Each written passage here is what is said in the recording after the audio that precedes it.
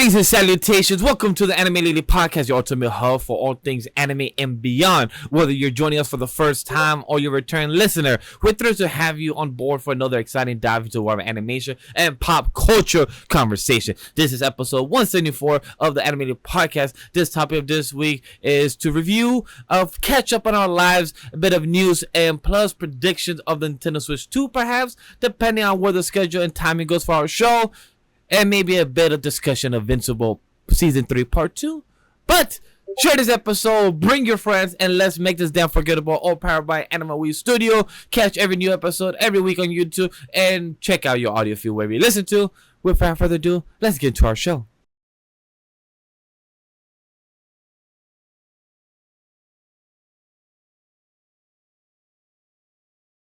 It's your boy, Love and Peace. Sometimes we're human. We make mistakes and we gotta live through it, and it's okay to make it. There's no need to beat yourself up from past experience of the past 24 hours ago. That's all I'm saying. It's okay to make mistakes. Just stick by it and have a better version of yourself tomorrow. That's all I got. Who else we here with this episode? As always, our co-host Whawkins. Hey, how's it going, everybody? It is your world champion Whawkins here, just here to remind you that I don't bury talent. I am talent. I bury mediocrity. So yeah, Vash, you're going down. But yeah, no, I'm here. I'm here. I'm all right. We're good. We're living. We're live. We're good. We're great. What's funny? Life is awesome. I didn't even see that on the document. It just like that was pure reaction. Because I went to see where it's going. I'm like, I see. He did the John Cena promo. Yeah. It works. But yeah, exactly. Jokester's here once again. How you here? Thank you for welcoming us with your presence. Yeah, what's up? It's your boy Jokester. Sorry, I've been AFK from the podcast. I've been there mentally too. Now I'm just sitting here AFK in the Nintendo Switch 2 waiting room. Yep. Come party with your boy. He's in the lobby. He's like, sir. Can I get the access code? Can I get a Switch to mail home? I'm here working with you guys. Bots? I'm the one man in the Fortnite lobby waiting room, just emoting in the corner. Just the But our special recurrence guest that always comes and shows up and talks with us, Crash, always a pleasure. We see each other always for Off the Bench every Mondays at 10 a.m. But we love to still see you here on the Anime Lady Podcast. Yeah, I'm gonna have to take a little steal from my other co-host Neko-chan. Hey, what's up? It's your boy Crash, aka the Hispanic Assassin. I'm just a chill guy here, just having a chill time, just enjoying life, reading a lot of manga. Playing a lot of Assassin's Creed Shadows, and getting on my etchy shit this season, so stay tuned for that. Oh no. Oh yeah, that is a fact. Jokes, if you didn't know, he has a new name that is only being said on Off the Bench. So if you haven't, I don't think I've told you yet, so we could talk about that later on behind the scenes and everything. But he has a new name now on the Off the Bench channel. With respect, we don't call it on other podcasts and other projects as of yet, but it's a pleasure to go check that out in the future. But as you heard, guys, we do Off the Bench. We also have the Anime Podcast here that is all about conversation. We're not just about anime and discussing what we've been watching. We just also here for the Weebs Lounge, meaning that we're trying to take a little drink, little tea, little coffee whenever time you listen to this show or hearing it, and discussing about what we've been through, what any life lessons we want to give advice or games or what media we've been consuming. So I would like to hit off first with Jokester. What have been catch us up? What have you been doing lately? Because I know you said that you watched something that's probably behind your screen to get ready for something that's very soon. Yes, sir. So as I've been working a lot, shout out to you letting me get your Crunchyroll account, because it's been saving my life from being bored at work. In the past few weeks, I have caught up to Solo Leveling, Peak. I have rewatched Windbreakers with my girlfriend, preparing for 2 days from now when season 2 comes out, Peak Hands. I have watched several trashy romance anime and A Mistake. So it's been pretty good with the anime that I have been watching. Also, The Mistake was some anime that's literally just a nothing burger. Like you dead ass take a bun, another bun, slap a piece of paper into it, and you get this anime. It's called Probably the Greatest Alchemist. Oh wait, that's the name. That's when it came out winter, right? Yeah, yeah. Look, it's a nothing sandwich. I'm not gonna lie. It's enjoyable because it does a lot of setup for more of season 2, but not really get you involved of what's going on now present. It's enjoyable. It's a comfort food, is what I tell people during the off the binge. I believe I gave it the season like a 7 or like a 7.2 out of 10. Like, it's enjoyable. That's all. It's like a comfort food. It's like a nice bun sandwich. I'm not gonna lie to you. It was good background noise, bro. It was background noise. Exactly. Yeah. But yeah. Other than that, I've been playing. I've beat Overcooked because my goal, of course, this year is to beat at least one game a month, and that almost didn't happen until the other day when me and my girlfriend beat Overcooked on my stream. Twitch.tv/it's_Jokester if you want to check it out. And so, wait, I have a question. Shout out to a new game. Oh, what's up? Is the Overcooked the one where, because I've seen memes about it, and is that the one where you have other people do one exact dish or one exact part in the kitchen? Is that the game, and then you have to work together to try to serve the food or gain money, coins? Is that the one?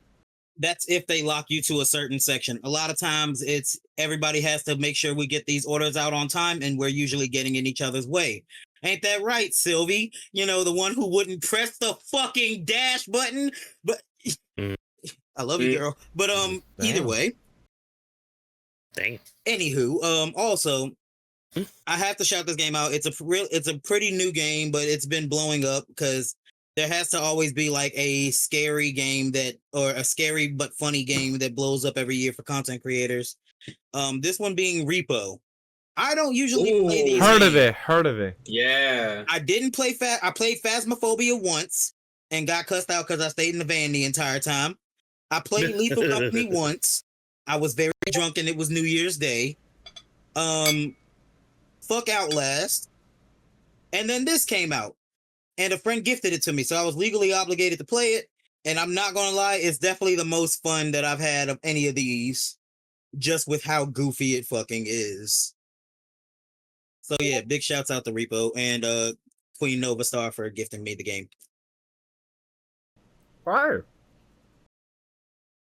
You haven't played any gacha, have you, by any chance, Jokester?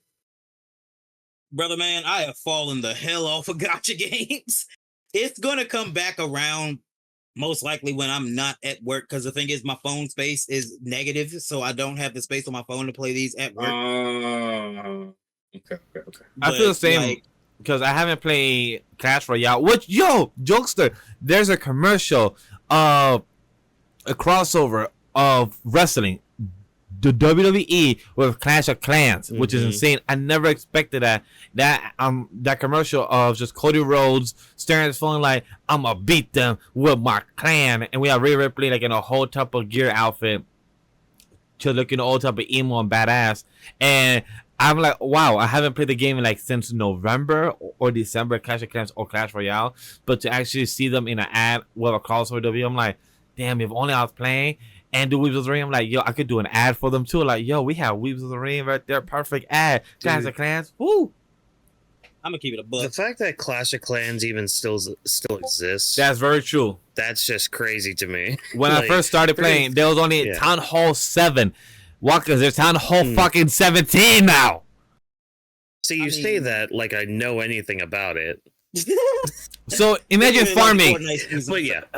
So imagine farming where you gotta get your everything at max level. Town Hall 7 was back when the game used to be first come out, and that was a max level house. And then like a couple years ago was 10, and then like a year or two was 14 or 15. Now I'm just hearing that Town Hall 17 just got announced. I'm like, damn, it's crazy how like they just get stronger, more OP. It's like, at what point is there enough for these type of games? But I guess you gotta continue making money or bread to just continue upscaling, adding new characters, adding new fucking monsters. But yeah, I just always laugh when I think of these things. I think of Jokester. Like, wow, you're the first person I heard ever play this game. Like, yeah, I am.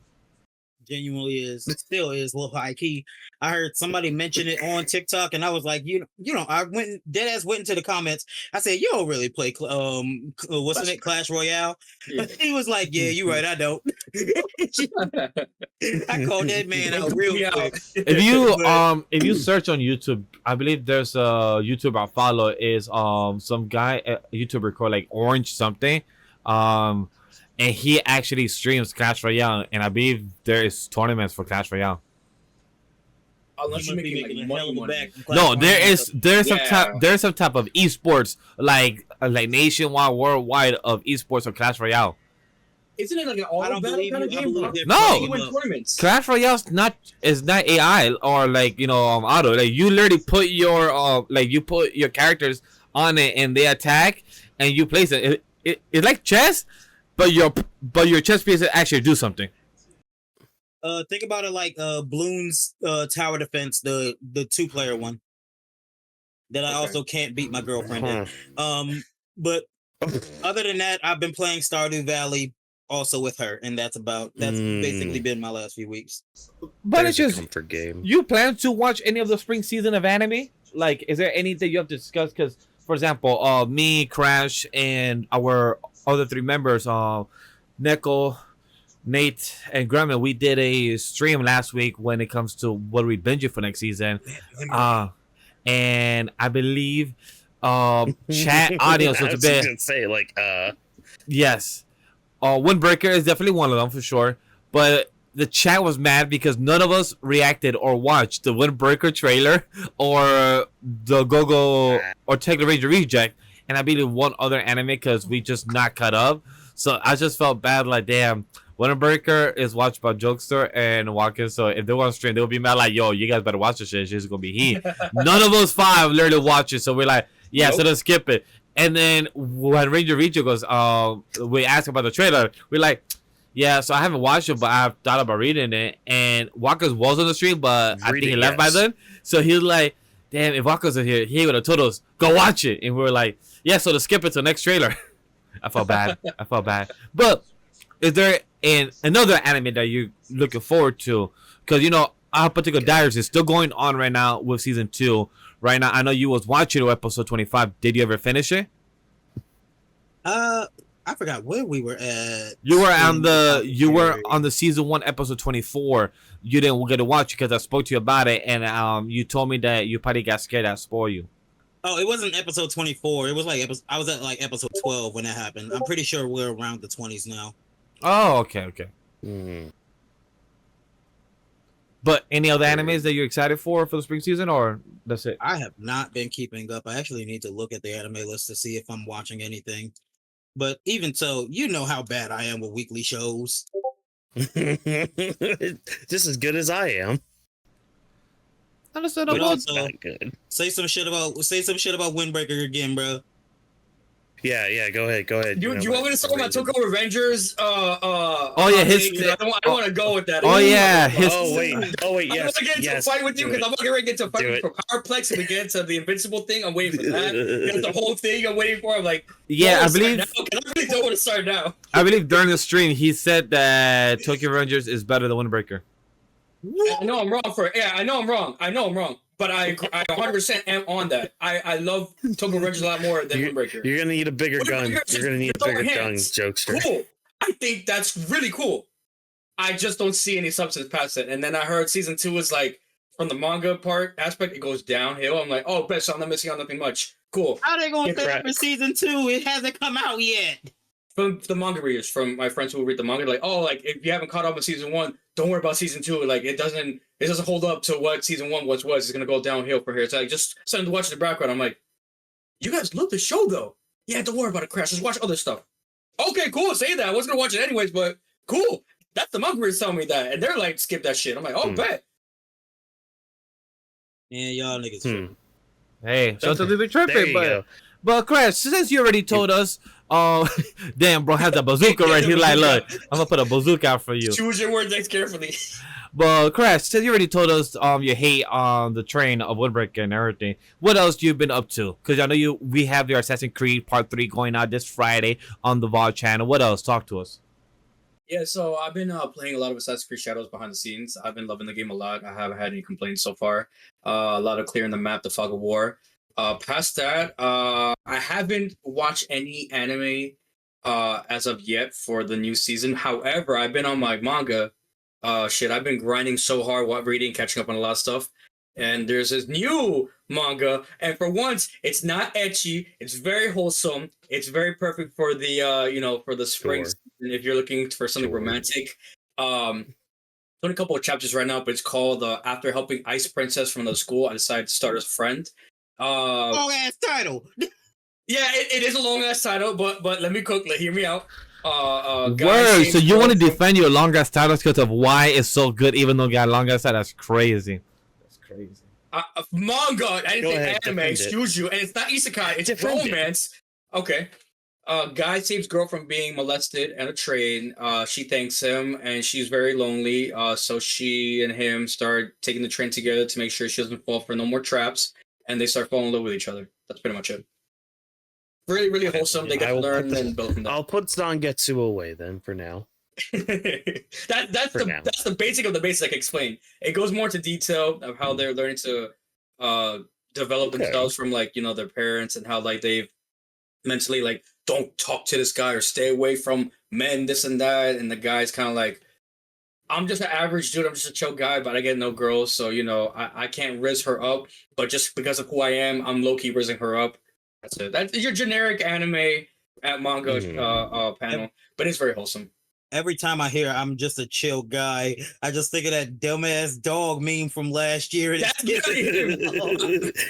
the That's Kevin literally- James version. Oh It's yeah, just the Kevin James. Yeah. Or now the Wigglytuff version, thanks to Pokemon Pocket. Oh no! I didn't say that. Oh, Sony's I'm just a chill Pokemon. But yeah, Just no, a I chill just been, Pokemon. I've been a little boring this past week. I just been reading manga, playing games. I do next week I'm gonna show it up. I do plan to get a tattoo on my left forearm right here of the hidden blade from Assassin's Creed. No Nice. correlation to Shadows at all. I've been just planning it since last year, and it hasn't Mhm. connected with the timing. So now it's like a now or never kind of situation. So I'm like, all in. Let's just go for it. So stay tuned for that. I'll show it off, and yeah. The Hispanic Assassin's just been, on his grind set, studying, watching, preparing, for the etchiness coming up very, very soon. If you know, you know. Look, But stay tuned for Off the Bench. look, Chad. If you want to hear Takabine. Crash be a gooner, you can also always hear him out in an Off the Bench show. So that is definitely the show to hear him talk about the spring season this coming next 3 months and what he's binging. So for sure, when it comes to my boy, myself. I don't know why I said my boy. Myself. My boy, but yeah, everyone's my boy too. Yeah. I haven't seen no movies. I've been slacking on movies. But I did speak to wifey like, yo, we have a problem. Like, what's up? There's no movies that is being watched, and this is slacking because I used to be a movie guy. Like, I used to watch 100 movies a year. I barely watched even 20 to 50 a year for the past couple. So I'm like, I know I'm slacking now. So I know there's something wrong. So I told wifey like, yo, me and you need to do one movie at least once a week, either from streaming or either find something new that's dropping we haven't watched it yet. I heard Novocaine is good. Yes, I heard, but it's not Yeah. streaming yet, I believe. But I don't think so. Let me Not see yet. about that. yeah, I believe it's Google, not give me the streaming. answers. Yeah, because it dropped like a month ago, I believe, during February, during Just give it Elimination another Chamber. week or two. Yeah, because it was the most hilarious thing that me and Whawkins was watching Elimination Chamber, and we kept seeing the Mm-hmm. Novocaine Sponsored by Novocaine. sponsor, but the whole time he thought it was a beer and not an actual movie commercial. He noticed almost at the I thought end. it was medicine. I thought it was medicine. Ah, I it was was like, medicine. oh, like the I thought it was like Novocaine is. the patch. I thought it was like the patch that you put on when you're trying to quit smoking. All that. I'm like, oh yeah, sponsored by Novocaine. And then it was like the main event. I'm like, wait. Oh crap! That's the movie that came. He slowly saw it that's saying the date when it comes in, like, oh, it hit him, and it was just more hilarious just watching it, the whole time. I knew the movie, and then just him talking like, yeah, oh shit, it's the movie. He gets the whole time, so it was funny. But I heard about Novocaine. I can relate to him, by the way, because I have a high pain tolerance, Yeah. not that high. What he goes through, not that high, but I have a high pain tolerance that If I accidentally get burned, I don't feel it. It just happened. I'm like, cool. I just thought it was an itch, just a regular thing there. So I'm like, I really want to watch someone just to be like, he's living my life, but just more to the extreme. Like I saw that one clip that he put his hand to grab the gun in the fucking air fryer, and he just stick that hand in, and it's just his hand was bubbling. You are burning the third skin. person I've heard to call it an air fryer, nigga. That was grease. Yeah, that was a whole. No, that was grease. Grease, oil to make the fryer, French no. fries. But you knew what I mean. You know, frying the food in the canister. I just forgot the word, but you knew what I meant. Fryer. You It's saw called the fryer. vision. I only Fryer. brought it up because you're the third person I've heard to say that. And I'm like, Really? what is people's You guys, confusion? what do you guys call it when you go to Mickey D's to order French fries? The fryer, yeah, the deep fryer. That's what it The is. deep fryer. Hey, look. I don't work the kitchen that much. I cook a lot. I just don't have my own fryer. I want to get like a small version of that, but now I know the correct name. I remember the fryer. Just walk into somebody, hey twin, you got some grease in your air fryer. The fuck? Nutty. Damn. But I'll say about that movies, I definitely want to start watching more. I also want to start reviewing more. Like for example, like if a new movie comes out this week, and if somebody hits me like, yo, let's review this week, I'm like, all right, cool. It gives me a reason to go watch it and also talk about it on the channel. So that's something I love to do more. Me and wifey been watching more Lucifer. We've been binging that shit. We went from season 3, episode 8, 9 to now almost 15, 20. And in that season we have the guy that's Tom Welling. If you guys don't know, he plays the Superman of 10-year show on television, Smallville. And one of the funniest lines that got me is when the main actor, Lucifer, was speaking to Tom Welling, the actor, in the show. He said, "What are you? Is your weakness like kryptonite? Like, come on, I can't be like that either." And I'm like, they really try to put that one line in the show that he like, yeah, because we all know, the audience knows that he's Superman. And if you don't know, Lucifer is also part of the DC universe. So I also find it funny, like we literally, Wait, it is? yeah, like the actual show of Lucifer is part of the DC universe. He is a comic book character of Lucifer Morningstar. But we also had a crossover of Arrow and the Flash who did a little, like if you search on YouTube, it's like a 2-minute scene. So if you actually search on YouTube, you'll find like Lucifer crossover with Arrow, and you'll find it. It's a really cool scene. But in the comics, he's always been a character of Lucifer Morningstar. He's been with, what's that magician? Constantine. Email. Oh, Constantine. well, let's keep it above. Constantine's been with everybody. Oh yeah, Constantine is fruity as hell. But- That's a fact. Constantine is fruity as hell. He's been with everyone. He's been with demons, monsters as well, and everything. So that's a true. I But- think, if I'm not mistaken, there's a second movie with Keanu Reeves coming out. I don't know. I think it's production. But I don't know what it Apparently. is. Yeah, that did happen. Which Yeah. I'm kind of mixed on it, because what sucks is that, look, I love John Wick. I love my actor Keanu Reeves. He's great at what he does. He's just such a good soul, good Shadow the nature. Hedgehog. He has gone through a lot in the beginning of his life, but he has You have persevered. a catchphrase?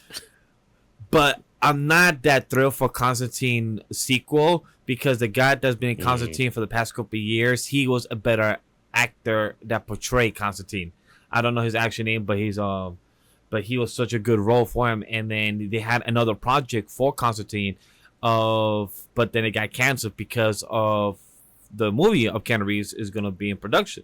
So it got canceled, it got canned, and I was so sad about it. So that's one thing I was like, damn, I love you, Keanu Reeves. Cool project. I'm gonna still check it out. I like the first one, even though it was not the actual Constantine, the character for the comic. It's more like a different version, but it was very horror like, with a lot of fucking like very type of demonic type of symbols and shit, but still fire. Man, But- kind of just Constantine's MO, if we're being honest. He makes deals with devils all the time. Yeah. So it kind of makes sense why we had the crossover with Lucifer and everything. So that's a cool scene. But right now, I'm on season 3. Tom Welling, I'm glad he's going on. If anybody knows the story of the Bible, he is Cain. He's the guy that did the first murder, that killed the brother of Adam and Eve, if you know the story of the Garden of Eve and everything. So Tom Welling is playing the character of Cain. So that's pretty cool to see. The guy is immortal, and the story of how to Lucifer to get revenge on his father. So it's also a cool story. I like it. I enjoy it. In gaming, The one thing I want to mention, I've been playing Astro Bot. I've been consistent. I have the same goal like Jokester, 1 game a month. Right now, Astro Bot, I was trying to get it done by the end of March, but I'm trying to get 2 games now in the end of April, so I'm going to see how that goes. But Astro Bot is easy. Except a few fucking puzzles, which is a triangle and the circles. I saw the square. Then after that, I went on YouTube. Because Whawkins got me nervous when he said about the master of the X level. I searched on YouTube and I'm like, fuck me. Like literally, I told myself, fuck me. Because look, I learned myself as a gamer. I want to platinum this game because it seems possible. And I want to platinum this game because I believe I did platinum Little Big Planet as well years ago. And I want to say this because I'm not going to give up. There's a few of those fucking levels that literally will make me break my controller or break any of my stuff, but these things I have are too expensive, so I don't want to break them. And it makes me mad of how fucking many times I've died. I've literally been in one of those triangles motherfucking worlds, and I'm literally have died in a matter of 30 minutes a good 20, 30 times. And I just get more mad and get more pissed that I'm gonna do this. Crash, if you're looking on YouTube of how these levels are, you will see it's hard. And what sucks is that you can't even respawn either. It's such a small type of level, but it like if you die, you gotta start from the beginning no matter what. Even if you get close to the fucking end that you're about to reach that fucking bot, and then you die, and you be like, you motherfucking piece of shit, and you gotta start from the beginning. I get so pissed, so angry. But hey, I was just gonna say, like, look, we as gamers, we all been in that situation. We can't just find that one thing, or we can't beat that one boss. We get stuck somewhere, we get lost, and we're just so frustrated. And honestly, like my biggest advice to you, Vash, is the photo I sent on the Discord. It is something I was taught very early on in life as a gamer. It's a skill issue. You gotta get good. You gotta get good. Yep. You gotta get good. Just gotta do what the kids say and get good. You know, that scorpion lord will fall to you eventually. I would like to take your advice right there, right? But the Sonic 4 casino level. Tell me I need to get good at that, and I will actively throw a brick at you. Thank you. I agree on that. I agree with that. Crash, if you there are certain games that just are not for it. I'll say that much. When that is exactly look, I honestly will shut the fuck up on that. Got me there. When I asked Whawkins last week, I believe we were done recording Weebs of the Ring, and I asked him like, yo, I have a question. He's like, yeah. I asked him, but it's just, did you beat the triangles and O's and squares? And he told me, yeah, I got Dig and Platinum.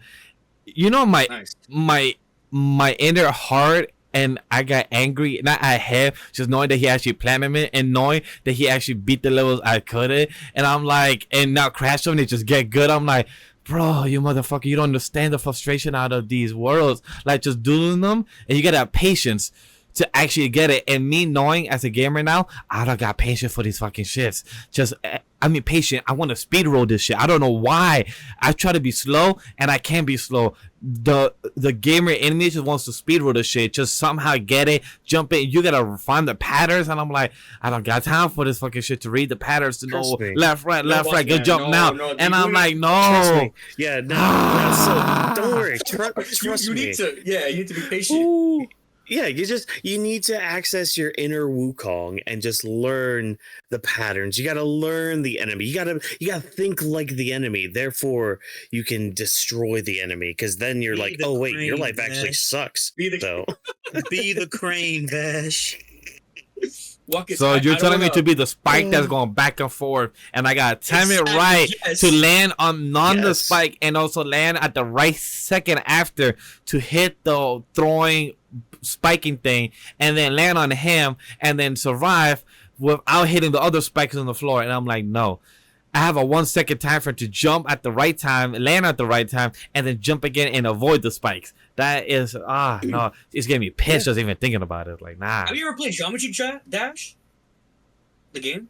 I don't remember. Geometry Dash.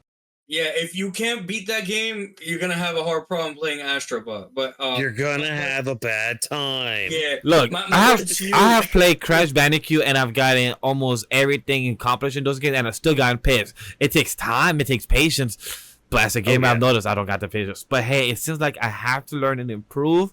But Hey, I said what I said. Whawkins, talk to me of how you've been, because since you said that you're platinum, it seems like you don't gotta get good. You are good. You have the talent, don't you? I'm just a mediocrity. Well, look, Yeah. See, that's just the thing. Sometimes the mediocrity just has to get buried, and right now you're just getting buried by a bunch of iron balls with spikes on them. That's Hey, yo. we all have to go through that. We all have to go through that. Exactly. Take that as you will. But with my stuff going on, I'm gonna kind of go backwards because I want to end on a high note with my list. Okay, so anime and manga wise, I think I mentioned this in the last episode that I was catching up to, but as of today, I caught up to the manga known as Make the Exorcist Fall in Love. My goodness, this series, if you're somebody who likes a series that kind of questions or like dives into things within like Christianity and all that, so like the 7 deadly sins and all, and like humanity as a whole, dear God, this manga is really good with that. It really dives into like kind of some of the messed up nature of a lot of human nature. It's really good. It's called Make the Exorcist Fall in Love. Yeah. It's quick synopsis of it. An exorcist who's like 16, 17. Yeah, he's like 16. He's tasked with protecting this girl who's supposedly being targeted by Satan, but she's actually been sent by Satan to coax the exorcist to fall in love with him because he is, quote unquote, the strongest exorcist to have ever lived. Yeah, the art. Yeah, the art is phenomenal, dude. What I told Vash, look up that series and look up the character Leviathan, because there's a double page spread of it doing an attack.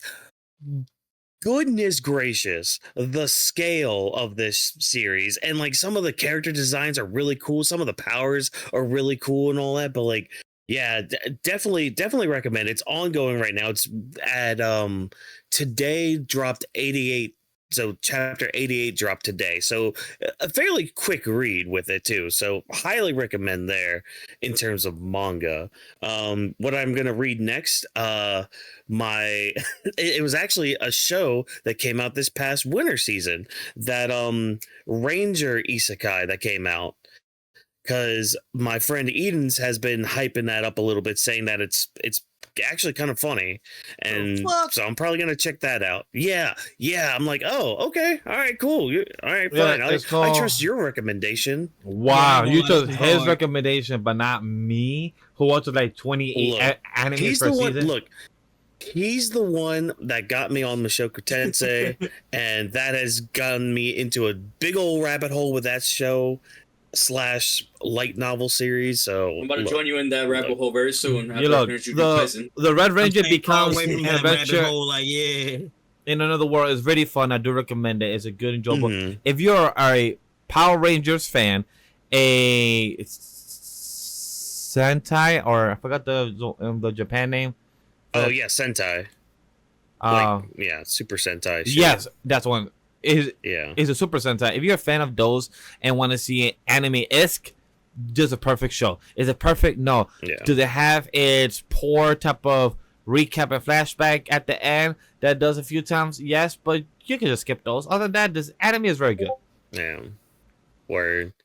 But on to the video game side of things, I gave Crash here some good bit of nostalgia by saying that I beat Sly 2 just the other day, actually. Man, it's so much fun. I love getting all the power-ups. I really like the final boss especially compared to the first game. Like, I can actually kind of fight you without wanting to throw my controller throughout.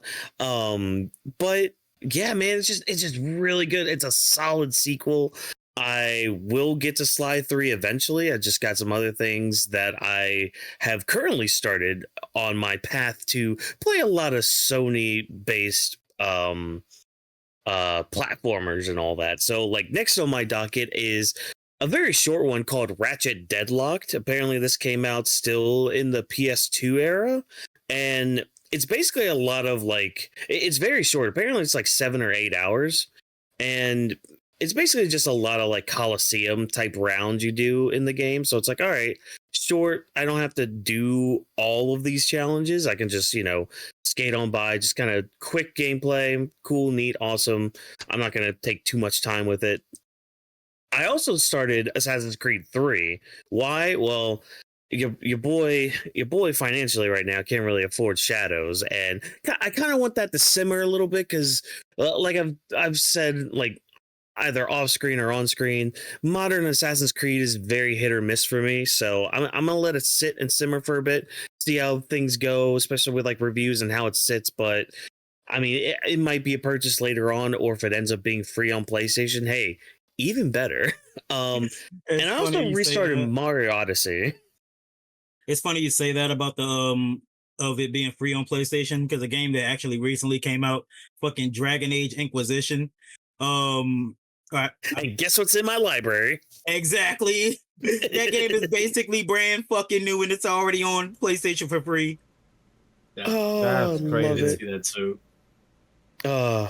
But yeah, and I started a third playthrough of Mario Odyssey because why? Well, much go to game. Yeah, exactly. I and say much just like on what my Stu first Pickles has playthrough. said, dude, You haven't beaten the game? gosh. I don't have Mario Odyssey. Oh! I was about to say the game came out a while ago. Well, from what Nintendo released the other day, that can easily be arranged. Oh, I can't wait to hear your rant later certain about things. I got some words with that, but enough of video games, enough of anime and manga. Let me tell you guys, ladies and gentlemen, boys and girls, and soon to not be ignorant children of the Isles, let me tell you guys really quickly about a movie I watched last Saturday known as Peter Pan Neverland Nightmare. Now, you may think to yourself, already we're off to a great start. So you may think to yourself, okay, a title like that, this is some B tier movie schlock, some sort of, oh, we're gonna make Peter Pan a horror movie. Ooh, we're gonna try to make him scary, and it's gonna be super cheesy. You've seen the trailer for Steamboat, right? It's gonna be just like that, right? Wrong. This was a legitimately good movie. Like, I was expecting B tier because it's from the same people who did Winnie the Pooh Blood and Honey. It's the same movie that's going to be in this Pooniverse series of stuff. The same people, Vash, who are coming out with Bambi the Reckoning. I can't wait till that comes out. They made I can't wait either. I need it. I can't believe but I'm like this was reviewing that. No, why? Yeah, you are. Yeah, you are. But this was like a legit good movie. Like, I don't want to say too much because it'll spoil a lot of stuff, but it's just like you kind of follow this guy. I mean, obviously you get like your Peter Pan references, like, oh, Wendy's the main character. Oh, there's Tinkerbell who is addicted to crack. There's the crocodile like shown in there. Yeah, no, you think I'm joking? No. Tinkerbell, he is addicted to crack. And yes. Damn. Yes. Okay. Yes. Captain Hook's in this. And oh my God, the Captain Hook scene is ridiculous. The best part though, so I was watching with some friends of mine, one of them very, very critical in a lot of things. And he even mentioned at one certain point, so in the Pooniverse, there's like in universe in these movies and all that, they actually made like the Winnie the Pooh horror movie in that. So kind of like a Scream kind of thing where it's like, oh yeah, it's slasher movie. It's in the movie, aren't we freaking meta and all that? Isn't that great? But like, so in universe, they have the Winnie the Pooh horror movie. One of the kids in the movie is wearing a shirt that has like the Winnie the Pooh horror movie on it. So like already they're showing that they care about their universe. And literally my friend on this Discord call, when we were watching this, he stopped it. He paused the movie. It was just like, wow, this movie first of all, is really good, but their universe that they're building is already better than the MCU. And I'm like, you know what? Phase 4, Phase 5, I'll give it to you. Let's do that. Let's have that discussion, everybody. But no, I highly recommend this. I will say though, it is very gory. So if you're somebody who does not like gore and like broken arms being the best thing in it, like the less cringy thing, yeah, you might want to have a shield in front of your eyes in a couple moments, especially in the beginning. But man, this was just a really good movie, really good time too. And I can't wait for the Bambi movie to come out, and I can't wait for the whole Pooniverse movie, because yeah, these characters are coming together in an Avengers like team up to wreak havoc and cause mischief and mayhem. Because guess what? Peter Pan, he's coming back just like any other horror movie villain. He's coming back all right. And it's just, man, I can't recommend it enough. Just even more than the Winnie the Pooh movies. Like, highly recommend. Y'all need to check it out. It's a great time. Peter Pan horror movie. Peter Pan meets with CPS. You see, you say that. Really, they should have been involved in a lot of times in this movie, but they should be involved in every adaptation of Peter Pan. Look, that man is not safe for kids. There's a bus of children. That's all I'm gonna say in this movie, but But I'm glad to hear. I'm glad that at least some universes, even if they're small projects and they're with IPs now being established, I'm glad they're doing well. Mm-hmm. People are getting paid, and they're being low budgets, and they're making more income than they plan to. So, congrats to them. As somebody who works in the movie industry, honestly, the best I can say is good for them. Because can't wait for us to talk about of other studios and other movies being in chaos and a lot of fuck ups. So, if you know, you know. Yeah. But Whawkins got anything else to tell us about the movie? Now let's just move on to our Otaku news. No, we got some Otaku news to discuss. All right. As we just said, we got some Otaku big news buzz central to post our latest Anime Lately podcast. Get ready to dive into the latest buzz and hottest news and our spirited opinions on everything entertainment. So the first thing we're going for is the gaming news. I would like to transfer over to our Nintendo enthusiast, is Jokester. Would you mind talking to us about how was this Nintendo Direct? Was this good or bad for last week? And do you think this was a good decision to have the last Nintendo Direct involving Switch 1 stuff and a little slight tease of what could be before the Switch 2 announced got next week, aka when the day of this podcast got released? So I will say last week's Direct was actually really fucking good, right?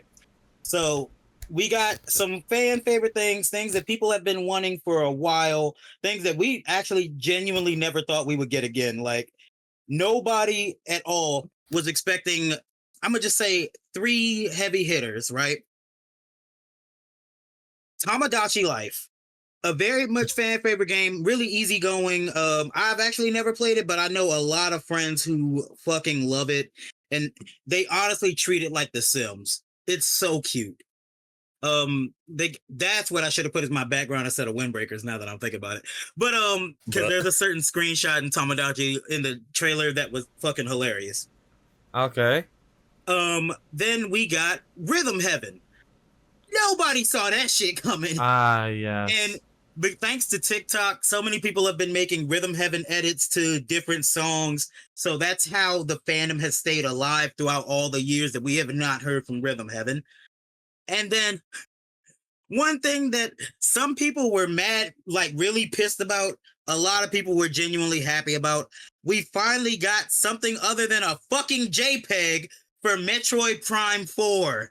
It's been 8 fucking years since the Nintendo Switch came out, and they showed us they showed us a PNG for Metroid Prime 4, but now we actually got a visualization, we got some gameplay, we got some new fucking edits, some new powers and shit. We even, I think, got a new suit. wasn't confirmed about that. It was literally thrown in like an end credit scene at the end of the trailer, but it looks so fire. It does. So those are what people are very excited for, and realistically, it was okay that they showed this before the Switch 2 trailer. I'm gonna keep it a buck, because the thing is, no matter what people will say, right? Because Nintendo will never be a graphics heavy, technology heavy ass company. Shut up, Crash. I saw your face. I saw your face. No. My headphones. I'm listening to something else. Don't mind me. I hear static on my end. I don't know if it's me or you guys. I don't know where it's coming from. I think I hear it too. But Okay. But no. What's the name? So they'll never be like a technological powerhouse. They'll never be the ones for the graphics. High key, it's just going to be a better Switch. There's literally no problem with them putting the games that's going to be on the Switch 1 also on the Switch 2. And most of these are coming out after the predicted dates for the Switch 2 Direct, which is happening tomorrow. So I think it was a great Direct. I think they definitely showed some great RPGs. It's still showing that the Switch is kind of the GOAT for RPGs. Let's keep it a buck. Nintendo's just kind of the GOAT for RPGs. Let's keep it a buck. But yeah, and of course they had a bunch of like Harvest Moon style farming sims, because we're gonna get at least 4 of those a year. Yeah. I will say this as a Metro Prime fan, I'm happy for this. Don't know if I were to play the 4 one yet, if I have the funds or time for it. Mm-hmm. But I like the trailer. I like what it teased. We have unlocking a psychic abilities that now we could open doors, mechanism. So it's interesting to the beams of the new powers that we have for Metro Prime. I'm just curious to see the grander story. The perspective of the gameplay was pretty cool. I wonder how we're going to transition from story to the actual gameplay. But that's one of the coolest things. The Dragon Quest stuff was pretty cool as well. I don't play them with Dragon Quest, but the quality of the game itself and what it was produced looks pretty cool in the remake being transitioned to the Switch.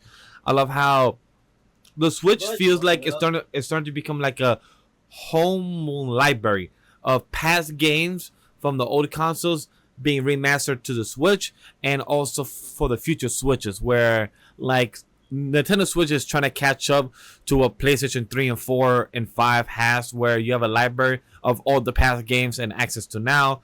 Xbox Game Pass the same as well, where you have access to old games to now. So I feel like Nintendo Switch is finally catching up to their library, where if you pay for their online store or their access stuff, you can also access the old game or get the remastered version through the library. That's valid. And honestly, I'm just excited for the Switch 2. It looks so good. It looks so good. Yeah. And coming from a person who has been working with broken Joy-Con for 3 years, and I've been making sure motherfuckers. Oh no, I've been putting these motherfuckers to work, and they still work. My peanut butter and jelly Joy-Con still work to this day. Nice. Damn. Shit. Oh my gosh. How about you guys? Any excitement on the stuff that Jokester mentioned, or any other excitement from other projects that we didn't mention? I didn't see the Direct. I'm looking through the list now. The only thing that catches my eye that I don't know if I'm personally gonna play, but like maybe my wife, maybe my her siblings might play, is the Disney Villains Curse Cafe. It reminds me of Coffee Talk. Yeah. Like it's an indie game on the PS5. I think it came out for Switch 2 and Xbox. It reminds me of something similar to that. I've been playing that, honestly. I liked it. It's not bad. It's very story based. If it's anything like that, I think a lot of people who are into those kind of games will like this kind of game too for Disney. Especially since who wouldn't want to serve like a chai latte or a frappuccino to a Disney villain that you really really love. It's so iconic. So I might give that a look into, maybe tell them about it. Maybe they want to play it on the Switch. Word. Nah. All right. I don't know if that's excitement. First of all, I'll say I agree with Jokester. I'm glad we still got some news for the Nintendo Switch, because I feel like that's still going to be a system that's going to be around for at least another year or two. Because yeah, depending on how many they have made already for this release for the Switch 2, if it's anything like the PS5 was when that came out, which hopefully it's not. Hopefully there's actually systems to buy when you need it or want it. Yeah, it's gonna be a while for them to still hold on to the Switch. So it's a good thing that, you know, they're still gonna release a couple games. You're still gonna probably more than likely be able to play them on the Switch 2 as well, which is good and all that stuff. But I gotta bring something up. Something that I personally I don't think I'm a fan of, because there's a lot that wasn't really not a lot was explained about it. There was enough to like get people very hyped about it, but I feel like it's kind of blanketing over what it might not allow you to do or what it might not let you do or whatever. These virtual game cards, first of all, there's the whole argument about like, oh, the death of physical media, blah blah blah, all that stuff. That is so true. like, I get that part. Yeah, because like I get that part, because like you want to, when you buy something, you want to make sure you own it. You don't want to have a company take it away from you and all that. Be like, oh no, it's a virtual thing. You were only borrowing it from us. So you give me, no more free trial for you. No. But still buy our PSN networks and all that stuff. Like still subscribe, but you know you can't play it now. Yep, now you have to pay like $40 for it. No, fuck off. So like there's that aspect, but there's this whole thing about like the whole like giving somebody the game and, you know, letting them borrow it and all that. And that's a good concept. That's a really good concept, because like it's like, okay, Vash, for example, didn't get to do a lot of for Mario Odyssey. I could just loan him Mario Odyssey and be like, hey buddy, let me virtually send you Mario Odyssey to borrow for 2 weeks. Now the 2-week thing, that's cool. That's fine, because like you get it back, and I'm assuming you can just give it back to them. That shouldn't be an issue, because apparently with how they described it in the direct, you only have to connect once, like locally, to another Switch in order to pass the games back and forth and all that. But see, there's the kicker right there. They only specify between two systems, two consoles. So is it like, okay, you can only pass games back between two consoles? Is it just the game that can only go back and forth between two consoles? Or like when you get the game back, can you send it to somebody else? So like, can I send Mario Odyssey now to Crash, who wants to play it now? Like, or is it only locked in to one other system? So it's like there's that part with it. And then there's like the family plan part with it, where it's like they had mentioned the local like sharing of it, but they didn't add the caveat to like, oh, only local the first time. So I'm not sure if they're expecting us to assume it's just like the other one, or if you're in a family plan, you always have to be on a local connection to share a game. So like right now, I'm kind of curious what the inner workings for it is, because like I can answer you on that. Yeah. Do what? So it's not confirmed, but 9 times out of 10, it's going to be like the Steam family sharing, what they implemented. Okay. Because people used to just be able to game share with, I think, a certain amount of people, like just by logging into their account on your Steam or on your Steam on your computer. And it's kind of the same. They just kind of gave it a name now with the family sharing. Yeah. Basically, what I'm assuming is it's going to work, because the way they explained it is kind of just like the Steam family sharing. So as long as like you log into let's say I'm trying to share with you. If you log into my Steam, or if you log into my Nintendo account on your Switch, like add another profile, that basically means my Switch or my Switch library is in your house, and you'll be able to share it that way, because that's basically locally. It's not linked to your Switch per se, because there's no real way that they can actually implement that. There's no way you can actually implement my physical Switch needing to be there. Yeah, and like that's why I'm just like I just want a little bit more information about it to really fully be on board, because like I like the idea. I really like the idea, but I also know Nintendo likes money, and they will do whatever they can to hike up any prices or add, oh yeah, you're part of a family plan, but in order to have the virtual game card system, you need the family plan plus thing. So like that's one thing that just, it kind of has me worried too, just for the future and all that, because yeah, I mean, Vash had mentioned, oh yeah, Nintendo's starting to kind of get their back catalog back onto their systems, back onto the Switch and all that, but like that also has a caveat where you kind of need to be connected to the internet to play those games. Like there's no like actual like download to like actually have, like, let's say Banjo-Kazooie from the N64, like download that onto your Switch. Like there's not really anything for that. And like PlayStation's also like that too. Like for some PS2 games or PS3 games, you can't really download them onto your PlayStation. You're just streaming it on the internet and all that. So like there's just some stuff I'm curious about. I kind of want more information about, because again, great concept to do, just where's the kicker, I guess, is where I'm at. And because Nintendo's kind of famous for some of those kickers where they're just like, oh yeah, you could definitely have this. You'll have all these Nintendo games. Isn't that great? You just got to pay a little bit more, So don't worry. That's my thing. Yeah, I'm pretty sure we'll find out eventually the trap, like the catch for sure. Yeah, everyone's just banking to find out, and I'm pretty sure 110% when we all find out, when Nintendo's like, okay, you'll get all this through a subscription promo. Watch, I'm calling it here. It's gonna be some subscription promo for like $12.99 a month, or if you get like the family pass for $25, I swear to God, I'm going to riot. Like it. There's always some way, somehow, capitalism always gets money from us gamers.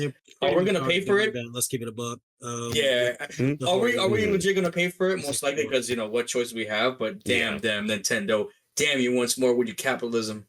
Exactly. Oh yeah, I did, because I would love to tell you, Vash. I had to cancel my family plan because the only other person that was paying on it was Rome, and he wasn't able to, and I was not about to pay that $80 for myself.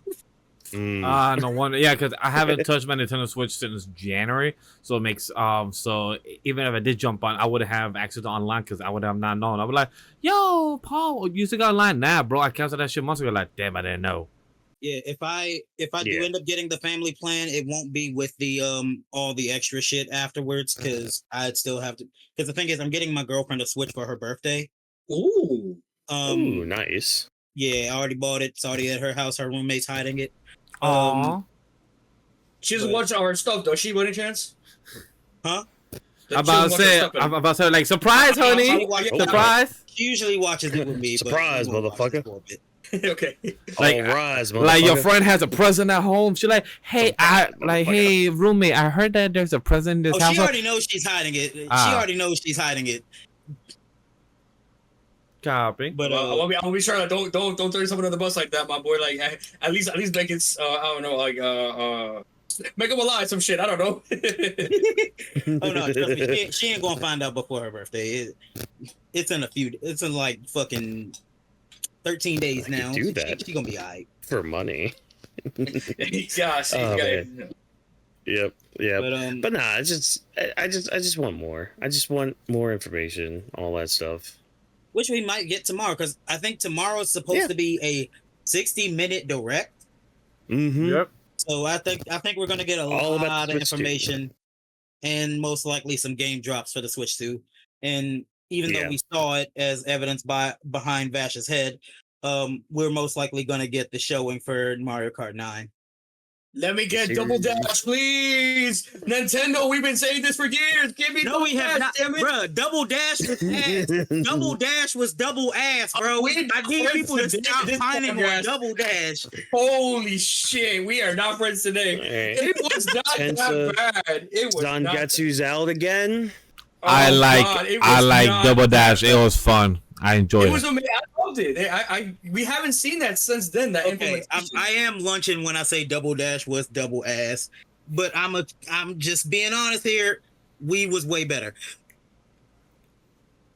The Wii one was way better, and honestly, Mario Kart 8 was better than both of them. So I would say 8. I haven't played enough of Wii to say that it was good. I have played it, but not enough, because I don't think my opinion would matter on that. We don't even need Double Dash anymore, specifically because we already got the double item boxes. Yeah, we do have the double item box. 2 drivers. If you want to do if you want to do a fun co-op way as well, a fun co-op way, you have other like other modes where you could play like a 2 against 2. Like, you know, like imagine like Jokester, his girl, me and my girl, like exactly. We have that like co-op. We could switch. Like there's literally no need for Double Dash. The only thing that Double Dash had that we don't is a few maps, which most of them they have added onto the Switch one. Yeah. And 2 characters, but why? Why? Look, yeah, let me get a cart with fucking Baby Daisy and Baby Luigi on it for some reason. Yeah. And you have and you have for speed. All the reasons. You have the speed that one person just focus on driving and the other person just focus on the hits. Just focus on that. You can have that mode. Is that the worst thing? It's not bad of an idea. One person could work as a team as a driver, prove the work. It's like Crash Tag Team Racing. It's literally like that. One literally drives, the other one shoots. Like it's literally just like that. It's a perfect game. Your Warthog and shoot. It's just very mad to me, bro. It's what it is. Yeah. But is there any more news to talk about from the Nintendo, or do we also want to transition and also talk about Nintendo Switch 2? Since we're already on here and we didn't mention it, I don't mind us, just us briefly talking about it real quick. $500. I'm calling you. It's gonna be $500. Damn. I doubt it. I very much doubt it. I'm pretty sure it's gonna be 400. At the most, it'll be 400. I think. It's like I'm pretty sure because the OLED wasn't even 400. The OLED was only like 350 when it came 350, 380 with tax and everything. Yeah, I was about to say Yeah, I highly doubt. And the original Switch was like 300, I think. Yeah, like 320. Yeah. So I doubt that they're going to raise the price that much. I mean, you guys need to remember too. I don't want to bring politics in this right now, but I do have to announce it anyway because it's factual. Oh yeah. Going forward, onwards, in the world, a lot of technology, a lot of gaming stuff is going to increase exponentially in pricing. It's not unfortunately up to us. It's just how it is right now with the economy. So that being said, too, that's why I'm like, it realistically, we should be like 450, something like that. But knowing how everything is right now in the world, I wouldn't be surprised if I say 500. That's if it wasn't for what's going on in the world. For sure, maybe 450, but I'm not holding my breath. And knowing Nintendo being money grabbers, probably 500. If anything, I could see maybe being 450, and then maybe 500. It comes with a game or something inside, or like a 3-month subscription inside with Nintendo. I mean, you're probably gonna be spending $500 anyways.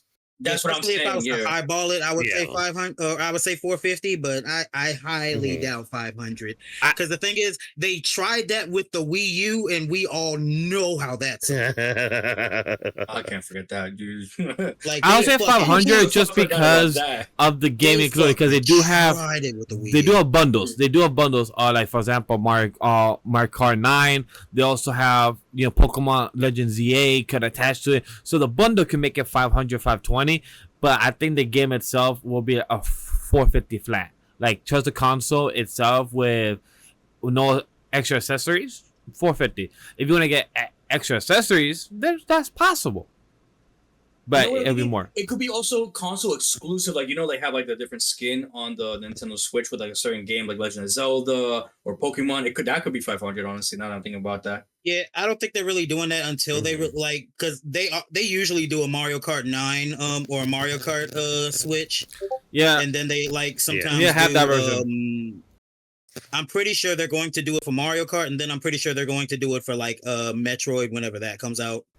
Yeah, because I have the version of the Mario Kart 8 when I got the Switch, so I have like the steelbook of the Nintendo Mario Kart 8 of the deluxe edition. Everything, so I have a steelbook of that. So it's pretty cool stuff that came with it. So when I get the Switch 2, I'll probably do the same thing, unless there's like a Pokemon or like a Zelda one, since I don't want to copy what I got years ago. No, for sure. I will say one thing I am looking forward to if we do get for Nintendo, where I had it is one of the new games, I believe Drop had a picture here in his bingo card. I would like to get not voice chat, is the Discord integration attached to it is one thing I'm actually looking forward for. Hopefully they get announced within a 60-minute, because voice chat I don't mind. Look, Xbox has its own original voice chat, PlayStation has the party chat, but if Nintendo Switch also has their own chat, cool, I'm okay with that. If some people just want to be on that one, not jump on Discord, but the thing is, some friends just want to hang out, and if some friend could be on PC and the other one friend could just be on their Switch, I would love that. That's one of the things. I'm gonna be honest with you. They sticking with that fucking app, bro. Yeah, the app. Yeah, I hope it's not the app. Sticking with that. Hopefully that app, because the app is ass. The app is ass. Just give me the GameCube NSO. Just give me some GameCube games back on there. Just please, honestly. please. Yeah. Please. Especially like Pokemon Coliseum. But anyways. Well, the thing is, we're basically getting Coliseum now with everything updated. With that, it was in the last Pokemon Direct. I think it's called Champions. Yeah. No. Oh wait, no. Coliseum, as in like, because you played the GameCube games, right? Yeah. You mean like Coliseum D? Okay, yeah. My bad. I was thinking the same. Yeah, XD Gale Darkness and all that. Like, no, I need those two. Nintendo, you have no idea how much money I am willing to put down just for either ports of those games or remasters of those games, or dare I fucking say sequels to those games, which I know that's never gonna happen, but I don't care. Those are still probably some of the best Pokemon games I have ever played. I dare anybody to fight me, because guess what? Fuck you, you're wrong. No, I need them. I want them. I crave them. I desire them. Give me Nintendo now. And not only just that, give me the Beautiful Joe. Give me the Beautiful Joe 2. Give me the other Metroid Prime games that were on the GameCube. Give me the other Legend of Zelda games that were on the GameCube. Like, oh, I don't know. What was it? Wind Waker? Was that it? Oh, yeah, that was that one. Yeah, yeah. No, Wind Waker already. I don't think they did. No. Yeah, no, they gave us no, they didn't. Yeah, they did. Not on the Switch. We have Wind Waker HD on the Switch. No, we don't. Yes, we do. We're taking money bets, boys. We're taking money bets. $20. $20. No, we don't. Hold on. Hey Siri, is Wind Waker on the Switch? I was The Legend of Zelda Wind Waker is not currently available on the Nintendo Switch. Boom, boom, boom. Are you thinking of Skyward Sword? No, I know we got Skyward Sword on the Switch. Yeah. Yeah, we got Skyward Sword on the Switch. What the fuck? No. On NSO, there's Majora's Mask and Ocarina of Time. Huh, yeah, no, we did not. Yeah, we did not get no Wind Waker. People I'm like, wait a minute, who's right? Is it Jokester or Whawkins? Yeah. Who's right in this argument? No, because people wanted it for the Zelda anniversary, because they wanted like that. They wanted like Twilight Princess and shit like that. But guess what? We didn't get. Know what? We got none of that. Yeah. Oh, yeah. Right. I was because Mario King. Yeah, because Mario got All Stars. Oh, that's great. Yeah, give Mario his All Stars for his anniversary. Zelda. Nothing. I mean, listen, if we're being honest, I'm not saying honest and not fair. Mario is Nintendo's baby boy. Yeah, exactly. That's a fact. He is their like 58-year-old baby boy. I forgot Amiibos were a thing. Sorry, I got what's his name? I got Drop's bingo card up on here, and I just looked over. I forgot Amiibos were a thing.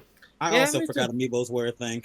Me too. I'm just starting to see if there's any last thoughts on what the bingo. Like, what else is there to mention? But like, I don't have nothing else. I'm just ready to see what they're offering. Then from there, I could speculate. Right now, without it, like, there's too many what ifs type of scenarios. So, yeah, really, tomorrow is the answer. Like, we will know all for sure, and then best believe once it releases, we'll have our opinions, our takes on how we feel about it. But chat. Yeah. I mean, I'm gonna keep it a bug. I'm a Nintendo fan through and through. I'm buying that bitch anyway. Exactly. Oh, yeah. Look, people could complain about it, but look, at the end of the day, you're gonna be their consumer at the end of the day. Yep. I'm buying that bitch. I'm gonna be day one just like I was with my regular Switch. Nintendo, you dirty slut. I always come back to you. You know I'm spoken for, but god damn it. I'm sorry, Sony. I gotta give my money where it's due. And right now, Nintendo Switch 2 looking a little spicy for me, mommy. Listen, No, Nintendo was knows I'm a always good there. little boy. I stay with my console. It's a strong boy. Well, guys, if you want to be sleeping with your consoles or be sleeping and be a weeb out here, let's transition to our Weebs news, where we have a few things that to be announced that over this past weekend. I'm not going to mention anything that got announced on April 1st because it's hard to tell what's real or not, because a lot of the anime manga community actually tells a lot of April Fool's joke, not like a lot of movie companies do as much as they used to now. But we will talk about a lot of the stuff that happened this past week. I will name them out and then we could break them, and I was excited. We got Chainsaw Man movie is coming exclusive to theaters worldwide starting around September. For us in the US, it's around October 29th roughly. We have Shangri-La Frontier season 3 in the works, Blue Box season 2 in the works, Medalist season 2 in the works, ReZero as well season 4, and One Piece will be returned this Saturday with the continuation of Egghead Island arc. And you will also be seeing the reactions of Whawkins shorts and videos on social media, or you'll be seeing his full VOD on the One Piece, I mean not One Piece, at the Anime Studio Vote channel. And lastly, any thoughts on the cheapy AI art that's been happening as a trend over this past week? Learn to fucking draw. Pick up a pencil, you lazy bitch. Yep. Yeah, I got support that one. If you're using AI as a means to be a content creator, bro, like, grow up. Like, look, you're not him. You're not I get it. You're not a goat. I get it if you want to post a meme and everything, but put it within your community in Discord and everything, but don't put it in the public feed, because it makes it look like you're stealing art, and you are, because you're literally transitioning a whole layout of a picture that you use to format it into like a chibi art style, where you could have had an artist do it in a much better and fluent, beautiful way, added with a little twist of flair in their own art style, and you're just making it feel not fun. Bro, I literally just drew Doodle Bob. Exactly. That's all you have to do. Exactly. That's all you have to do. And like, here's the thing. Here's the thing. I am an artist myself. Am I a good artist? I don't think I am. I am an artist myself, and it genuinely pisses me off. I don't even do what's the name? Commissions. But I do pay other artists for commissions. This right here, this PNG you're watching, this pretty ass PNG, my yassified self, was a commission from a friend who is a dope ass artist. Shout out to you, Snaku. But Sir, either way, I saw somebody saying doing commissions for a Studio Ghibli profile picture, all using the Studio Ghibli AI art filter. I don't remember who did it, because I'm not gonna lie, it was an insta block. Fuck you to high hell. Yeah. In every sense of the word. Yeah. Pick up a pencil, learn how to draw, you talentless fuck. You putting somebody's profile picture into a fucking filter does not do shit. And ooh, it just pisses me off, because like I got called a AI phobic. You might have to censor me for this in post.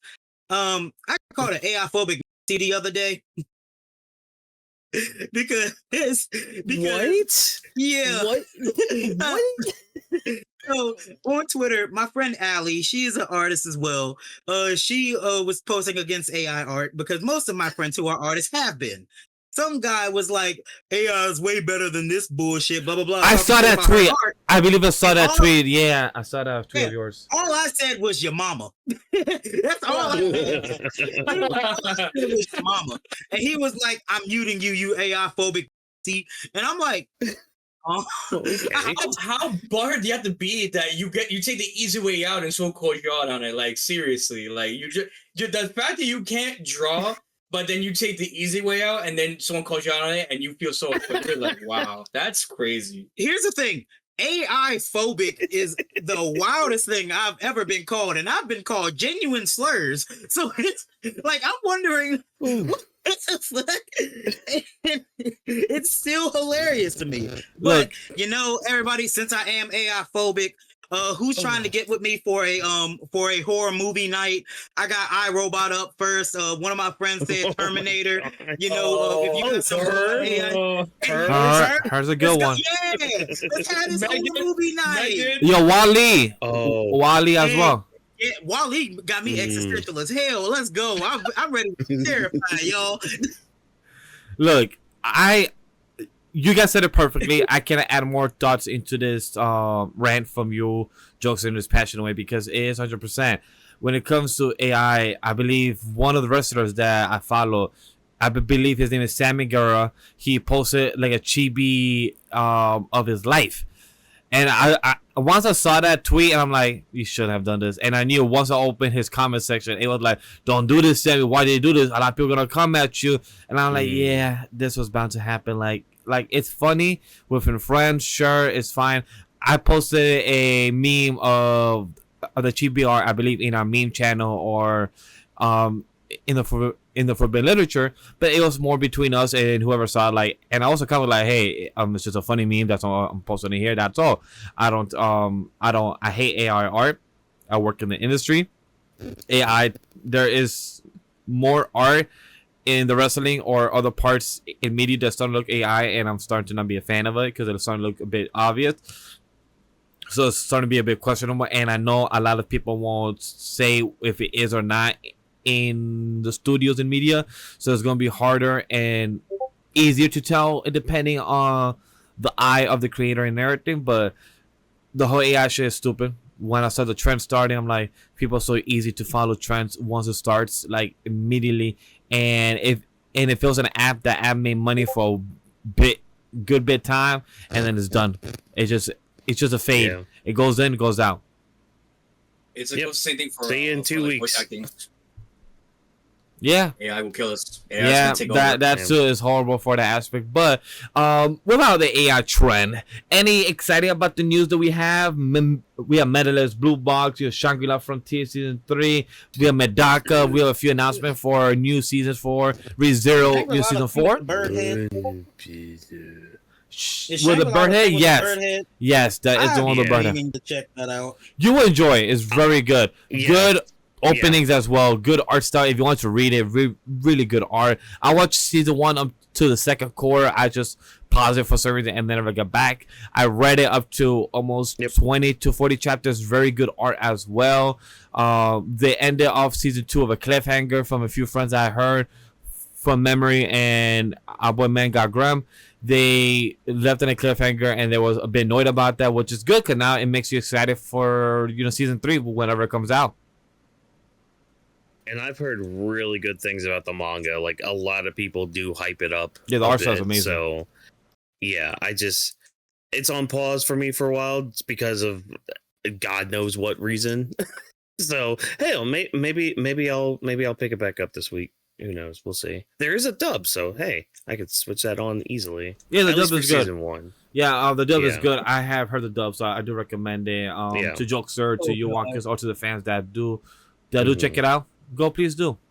Y'all said dub, and I immediately thought back to that anime that I had to stop halfway through episode 1. Bruh, no. I guess I can speak on it now. It was a romance anime, the one I was talking to you about in the chat, Vash, and they basically told all the voice actors to do a terrible country accent. Was it Medaka, or which one was it? Medaka? That was on the one that was. Yeah, I think it was Medaka, right? It wasn't Beneko. I don't think it was Medaka. One of the second season. Honey Lemon Soda, the dub. Was it Honey Lemon Soda? No, it wasn't Honey Lemon Soda. I remember about that. Oh yeah, it was Medaka. It was Medaka. Yeah. I'll tell you this. Look, I didn't watch the dub. Everyone on the team of Off the Bench, we did check out the Season 1 and we enjoyed it. We're excited for Season 2. It was a bit rocky road for that one. Much better than Medaka was much better than Honey Minnesota. Can't wait if you do check out Honey Minnesota. Can't wait to hear your thoughts about that, Jokester. But oh wait, no, it's bad. When you told me to check it out, I thought it was gonna be something decent. What are you doing? Wait, Honey Lemon Soda is not bad. No. So look. Wait, Honey Lemon Soda is not as bad. It's interesting perspective of where you fall on. Because some weeks we are against each other. Some weeks we are it's 2 against 3. Some weeks is 4 against 1 with our Honey Lemon Soda conversation. So I'm really curious to see where you fall on by the 12th episode. Look, Honey Lemon Soda from peers I heard is really great. From us, it's a bit mix of good, bad, great. So that's why I cannot say it's a bad series. From a personal take, I believe I gave it from the top of my head like a 7.4 or like a 7.6. It's enjoyable. It's just you're on a mental roller coaster with the main MC, the girl. She's on a mental, emotional roller coaster, and it's hard to go through if you don't agree with her or if you disagree with her. And if you disagree with her, you might not have a good ride where she goes in her path, is what I'm trying to say. Okay. But the Medaka dub, you said, not that great. Yeah, no, the Medaka dub was actually painful. I'm gonna keep it a buck, bro. Everybody had that country accent, and every single time I look up at my screen, and I would just be like, "What the fuck am I watching? They can't be serious." Like, I'm looking at the dub, like the voice actresses, and I'm like, how bad could it be? So I'm looking at Megan Shipman. She voices a lot of really like people like the girl from Attack on Titan, Anya Forger. You got Austin Tyndall. He did the guy from Tokyo Ghoul, Karma from Assassination Classroom. You got Lindsay Shepard. I'm just like, I can see country, and that's all I'm gonna say. I don't even want to know. I'm just gonna take your word. Like, I just see country, and I'm like, okay. Glad I saw it in subbed as it should be, ladies and gentlemen. There are some animes that are supposed to be in subbed. This is one of them, 110%. But I get why people want to watch dub. You want to listen to something on your drive home, or you just working can't watch it physically. So, but take that as you will. Sometimes some animes have to be watched in a certain way. This is one of those perfect examples. Because, damn, I'm sorry, bro. Genuinely painful. I get So you're saying I get it. There's nothing more to say than that. But other than the dub, the voice cast and everything, any excitement about the other stuff that got announced? Or I know Walker's excited about the One Piece, so I know he's ready to see Egghead Island Park. Dude, the trailers we got, just the shots they got. Oh my god, so much aura farming happening. The timeline's gonna explode yet again with the return of One Piece. I saw a tweet saying that Solo Leveling left at the perfect time because the real king is here, and I'm like, you know what? Sure, I guess. Like, yeah, Solo Leveling left at the perfect Saturday for the next following week to return by another king. They better watch their mouth about Jinwoo. The way that last episode ended, it was hilarious. This man had ore farming where his whole squad literally just line up like, yes, my liege, go down the pathway that we just let up for you to walk through. Definition of it. Like, bro, who told them to do that? Everyone in the comment section, if you go look through any video, it was Beru. Everyone said it was Beru that trained them. Out of the screen.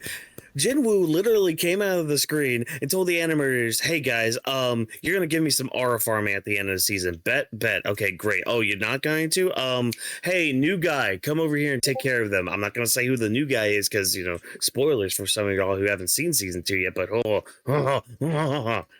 man. I mean, at this point, you haven't watched it. Like, you could spoil it. Shame on you. You had all the time in the world. It was It's still mainstream, but like you had all the time in the world. There's no reason why. At this point now, you haven't been caught up, unless for whatever reason you just want to watch. Of course, like we're not gonna go in full details like off the bench when we review it. Like, hey, if we mention a guy named Beru, it could mean anybody, but we're not gonna mention about some monarchs appearing during the episode. We're not gonna mention who they are, but we are gonna mention, hey, Beru came out. That's all. Jinwoo's father was there. They're teasing a lot of stuff for season 3 of the anime or the start of the season 2 webtoon. So it's gonna be very exciting to see everything come into fruition. But nah, this shit this stuff that they're about to show us on the Egghead Island arc. I've been waiting, salivating, mind you, for some of this stuff to get animated. And boys, you thought I got hyped for Dragon Ball Daima? Nah. When they show some of these assholes coming in from their big old pedestals, showing up like they're demons or whatever. We're gonna see freaking Kizaru, Arava. Yeah, you know what I'm talking about. We're getting, they're finally gonna be getting out of that damn room. They're finally gonna animated. They're finally gonna do the Thanos stuff instead of just in each end credit scene just get off the chair saying like I'm gonna do my solo. Oh, you're finally gonna actually do it yourself. You're actually gonna get off and just be like all creepy. You fucking say stupid ass old man. It's literally, it's that scene, that moment from SpongeBob, that episode from SpongeBob where they open the Krusty Krab all night, and SpongeBob's just like, I'm cooking patties. At night. Literally, the One Piece anime is going to be like, oh my gosh, they're finally doing this in the anime. That's a fact. I can't wait. I can't wait to talk about mid-piece. Me neither. I'm only episode 10, so I'm so way behind. I gotta catch up. Whenever the fuck that'll happen. Yeah, that's not gonna happen until like 2025. Enjoy the journey. Yeah, it is 2025. I know, meaning that he's gonna catch up by the end of the year. Somehow I'm gonna make him catch up. I've been on episode 10 since 2021, so take that as you will. When Just wait for 2025 the remake to come out. things would change. Yeah, I think that's gonna be the best One Piece of all time for sure. Yeah, definitely. Yeah, just wait till the remake comes out. Yeah. But hey, I hope so. You better be cooking up a gourmet meal or else. Hey, look, we're I talking will. about remakes, right? So let's get into straight to what remakes have been announced, because something big just happened this past weekend as well. Like we said, the Nintendo Switch 2 is here. We also have the CinemaCon 2025 news that has dropped over this past weekend. Still going on, I believe, until April 3rd, I believe, April 4th, I believe. So still some things going to be discussed, and we might add more conversation next week. So far what has been announced for the Sony movie news, I want us to, talk some highlights. We have the 20 years later in our horror film. We have Karate Kid Legends is coming out later this month. We have a horror film called I Know What You Did Last Summer. There's my boy Jaden Smith. Yes. I knew someone was gonna say that. We all were thinking the same thing. We have the Beatles, if anybody is a fan of the Beatles, because we know our boy CM Punk is not. We have the biopics. We have Spider-Man 4 announced. CM Punk doesn't like the Beatles? Correct, he don't. Nah. That's my nigga right there. Yes, sir. Let's get it. All right. I also do not like the Beatles. I really don't. Damn. They were good back in the day. That's it. At this point, like now, I'm just kind of like whatever. Now I used to like them. Yeah. Now, there's no reason to like them now. They were good. They were good. That's it. No more to bring up the past. Leave them where they belong, in the past. That's it. Their music reminds me of their hairstyles. Very unimpressive and just bold. Well, damn. But you know what? Let me shut the fuck up, because there's no reason to defend them. There's no reason to defend them. we also have the official announcement of the Legend of Zelda the Legend of Zelda movie adaptation, which got scheduled for March 26, 2027. So aka 2 years from now, a week ago, we would have the Legend of Zelda movie being released and probably reviewing it by now. 2 years from now. Yeah. So those are one of the few things I want to mention. We'll also have Jumanji. We have Starship Troopers. We have there's a big one that I just want to bring up that I already had. Spider-Man Beyond the Spider-Verse finally have a new release date and new pictures of June 4th, 2027. So 2 years from now. 2 years. We thought we were going to get it last year. We thought we were going to get it this year. Now we're getting it 2 years from now in June. Congratulations, Yes, Sony. sir. You have extended my life for 2 years. So only 2 more years. So out of Y'all this got me news, for 2.5 years. So out of these news, what are you guys excited for? I'm gonna start first by saying the Spider-Man news. I love Spider-Man, and seeing him being highlighted in Spider-Man 4: The New Day, I believe it's called. Yeah, Spider-Man 4: A New Day. Yeah, The New Day. So kind of makes sense. I like we finally got a release date and a bit of promo art for Beyond the Spider-Verse. A lot of the memes that came out was hilarious. That people were saying. Actually, I do have one. I do have one. that someone said, and it made me fucking cackle. Is it the one like, with the My Hero Academia of having the blob dude there? Yes, that exact same one. Yeah. Yes. I said this was Shamik Moore. Yeah. Oh They my had God. that's the same meme I saw. That this is Shamik Moore doing the lines, and for him just to act normal for what's been going on, the drama. We haven't heard him since then. So a lot of the drama has been going on, has been under wrap. They did much better PR compared to another movie news that we're gonna be talking about after this coverage. So can't wait to have that end the show possibly. So it's gonna be pretty interesting. But I like the Spider-Man news. I'm happy as a fan. How about you guys? Are you excited? Because I know, like Jokester said, the memes are already planted. If I don't get Sydney Sweeney as fucking Black Cat in this fucking movie, A Brand New Day, I swear to God, you're going to hear me riot for the rest of the time. I've been waiting years. I didn't even want her specifically. But now that we see that she might be now in Marvel, please be, damn it, please give me something. Please give me some kind of good ass movie, because No Way Home was just straight heat. And no one can deny me on that. I've waited, for a collab like that forever. And then just to see that whole ending of that, and then just see how that ended. So then now we could potentially, the story of Spider-Man could go anywhere now. Zendaya may come back as the girlfriend, as MJ. We could have just a whole different story with Peter Parker. We don't know. But I would love to see now how he's acting, behaving, with everyone's like, who the fuck is Peter Parker? Never heard of him. Like, I just want to see that. I need to know how that story ends. Could it be Miles Morales coming into this? The possibilities are limitless. I do know it's based off part of the comics, after what happened with with Mysterio and all that. So it's kind of cool to see. I won't spoil on that if you read the comics, but I'm not looking forward to that movie. That's also what I've been hearing is well, it's not that I haven't been hearing about what comic is based off of. But there is just a very unfortunate thing when it comes to Spider-Man and having titles with day in them.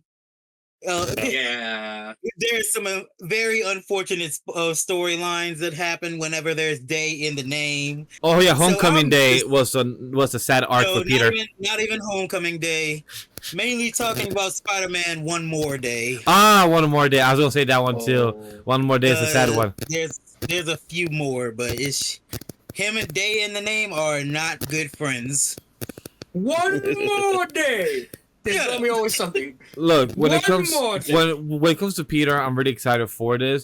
I'm really curious to see how they're gonna introduce like the Venom symbiote. We know what happened in the previous the No Way Home being involved with that, so we might see the Venom symbiote being involved. Tom Holland crash out era. Let's go.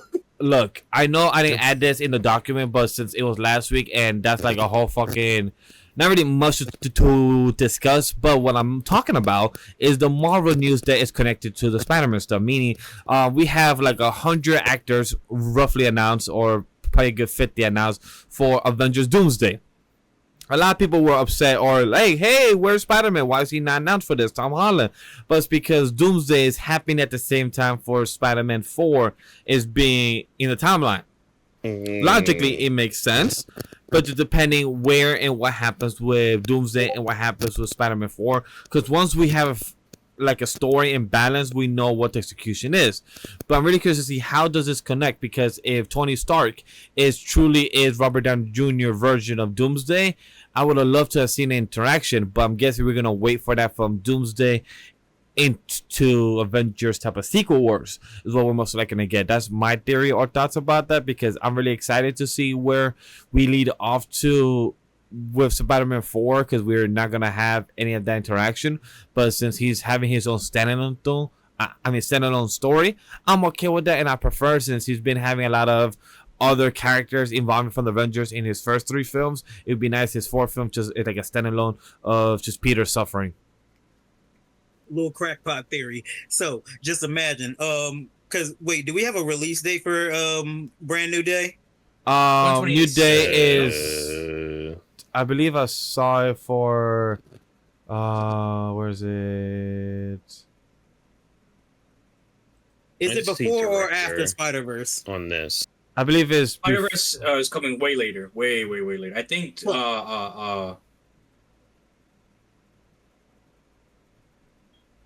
it doesn't even say for me.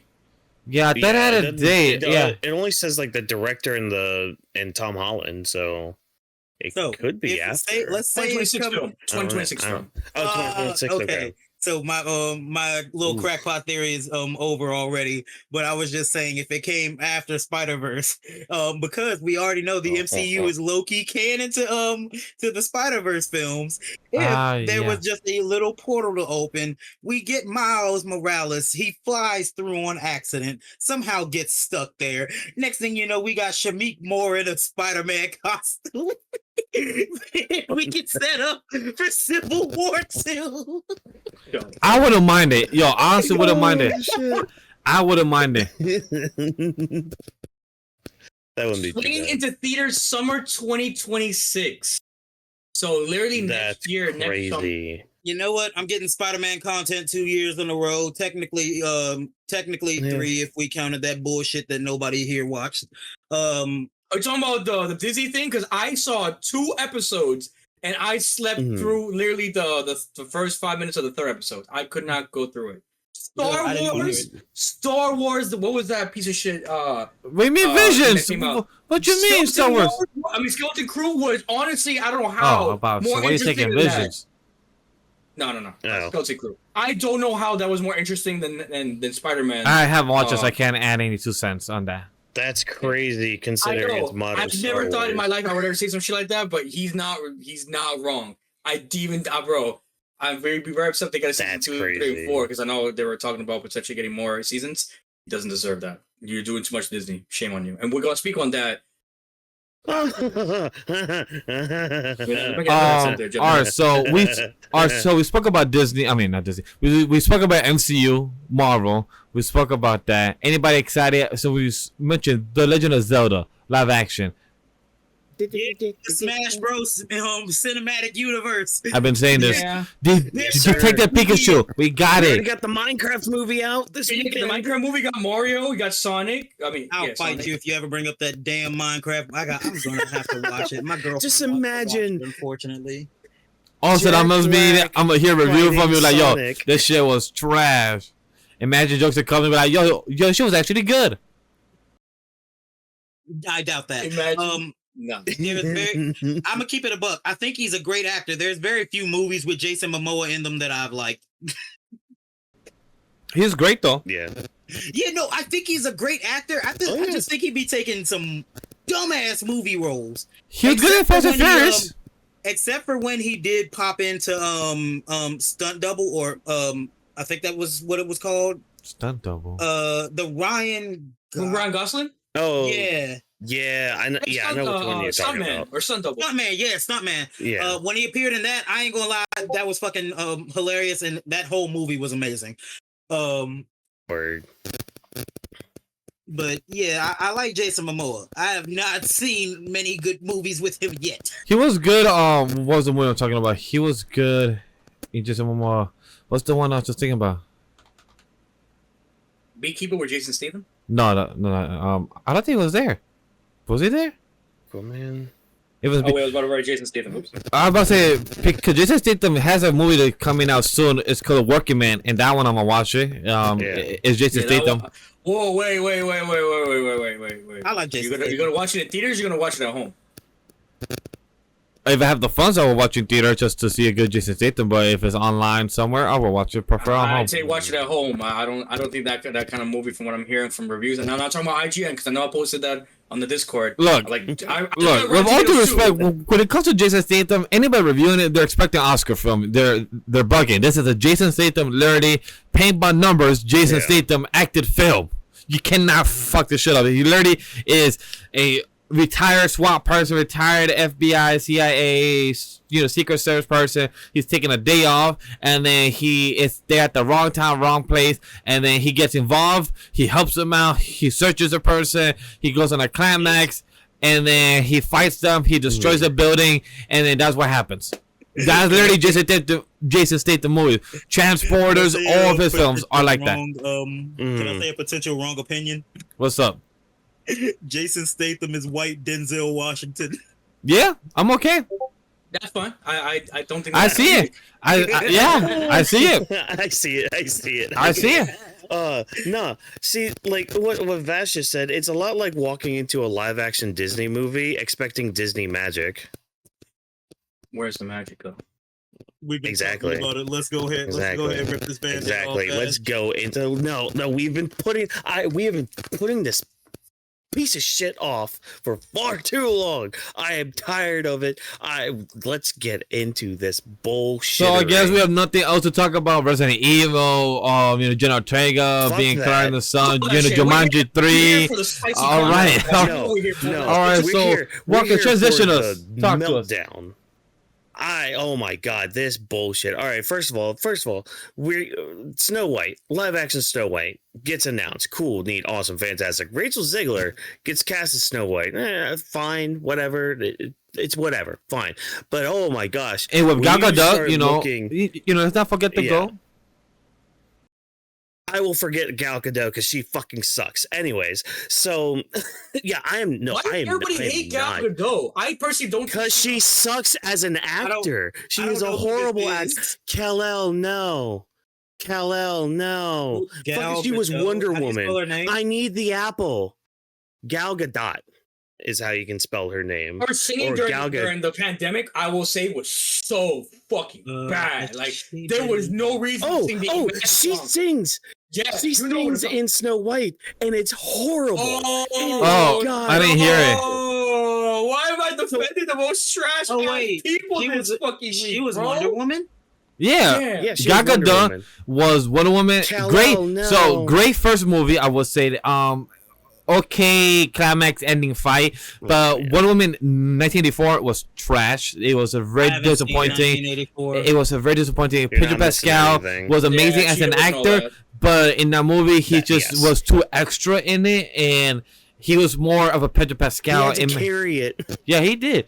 Gal Gadot was really flat in that film, which is like not understandable why.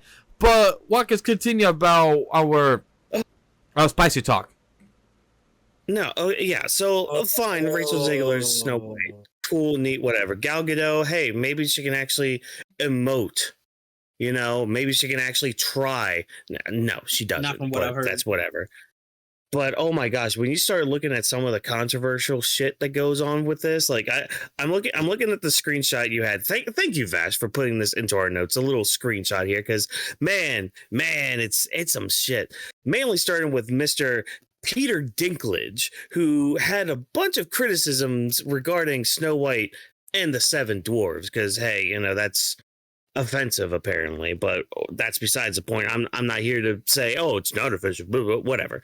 But I'm going to read this verbatim real quick. Actor Peter Dinklage on Mark Maron's WTF podcast criticized the film as hypocritical for casting a Latina led while retaining the backwards depiction of the Seven Dwarves, reigniting debates about representation and stereotypes. Disney responded by promising a new approach to the dwarves, consulting with the dwarfism community. You know what they fucking did? You know what they freaking did? They decided, hey, let's do CGI dwarves instead. And you may think to yourself, oh, cool, neat, CGI dwarves. No, they look worse than a freaking N64 cutscene. Yeah, they look horrible. I don't understand. I was watching some reviews on Lord of the Rings earlier this week, and I might have to do another rewatch of those movies, because oh my god, those are good. But like, how is it that technology has not only gotten so much better in the past just 20 years, but how is it that not only has that gotten better, but effects have in turn gotten worse? And I don't know if it's just the effects getting worse, or if it's the fact that we keep having to push out shit to just give to people. It's just like, oh, here's your nostalgia bait. Eat it. You love it, don't you? You'll love Snow White, don't you? You'll consume it. You'll eat it, right? Here's all these shiny buttons and all that. Like, just make something good. But like, all those controversies don't stop from there, because like it just keeps going. Because like Disney tries to like put out all these fires by scaling back the premiere, and like Yeah. Dude, I know this is gonna get political, and I'm reading, the whole article, whatever, right? And I'm just like, I didn't know. And again, I'll say this again because I said it right before. I didn't know anything about this until I think either yesterday night or this morning when Vash had brought it up, on Discord, and I'm just like, is that why it's so? I genuinely thought at first before reading this, right? As someone just watching from the sidelines, I'm just like, the movie had to have been just straight trash for it to be that low of a score. Like I've never heard of a recent movie that has been that bad. So I'm just everything around the story. Is just toxic. I just assumed the story was just mad. Like they didn't keep the source material, whatever. I'm like, they just did like some like modern style, whatever, right? I didn't even think about the actors and actresses and their political views. I didn't even thought that it would be a problem with that, because it shouldn't be a problem. We're here to fucking watch Snow White and Seven Dwarfs. That is it. A lot of girls want to get that copium. Why the fuck are you making it more bigger deal than it has to be? So then when I'm reading here, like, oh, there's a pro stance on this and that. I don't give a rat's ass. I'm here to watch Snow White, a fucking villain, some Seven Dwarfs, a story, a prince, somebody kisses, an apple gets eaten. I don't fucking remember the thing. I don't remember, guys. I'm sorry. And then, happily ever after. That's it. Give me 2 hours of that with the best CGA you have possible, Disney, and make everyone's day. Now, because of this, I'm worried for Lilo and Stitch and any other fucking movies you got coming up, because everyone's banking on Lilo and Stitch. My wife is banking on Lilo and Stitch. I'm telling you, if I go to this movie theater and I know for a fact I'm gonna watch a movie with the missus, I swear on everything. If this shit is trash, if this shit is so bad because they just like Whawkins said, they need to have that copium, that of nostalgia, right in your face. I'm just gonna be. It's kind of like with Marvel at this point now. I'm kind of feel the same way after watching Captain America, Brave New World. I know I didn't talk about it on the podcast before, but everything right now is going downhill for a lot of studios like this, and it sucks. It's really bad. Like, there's no originality in a lot of things, and everything always has to be like, oh, I'm right. Support indie creators. Right. We do passion projects. Everyone's taking the easy way, like with AI. Everyone's taking the easy way with just, bringing back old bullshit. There's no originality. There's no, we got to do better than that. Because at this point, we're just enjoying, straight, we just need that fix of, the best thing that comes out possible. And honestly, a perfect example is Spider-Verse, right? We were told a year, and we didn't get in the year. Now we're saying 2027. I'll wait till 2030. Because you know why? After watching the second movie, I know how long it takes to animate all those things. It takes forever. It's not an easy job. So the fact that, you want to rush a movie like Snow White with all this controversy behind your back, which I really don't give a fuck about. I'm not going to speak on their ideologies and where they're standing. I give a rat's ass. I'm here to watch a fucking Disney movie about some girl with some seven dwarves, a prince and apple. That's it. There's no reason to add any of the extra other bullshit. There's no reason to. And the fact that two grown ass ladies are making it a big deal is kind of sad, honestly. In 2025, it is really sad. Look, the She-Hulk stuff all over again.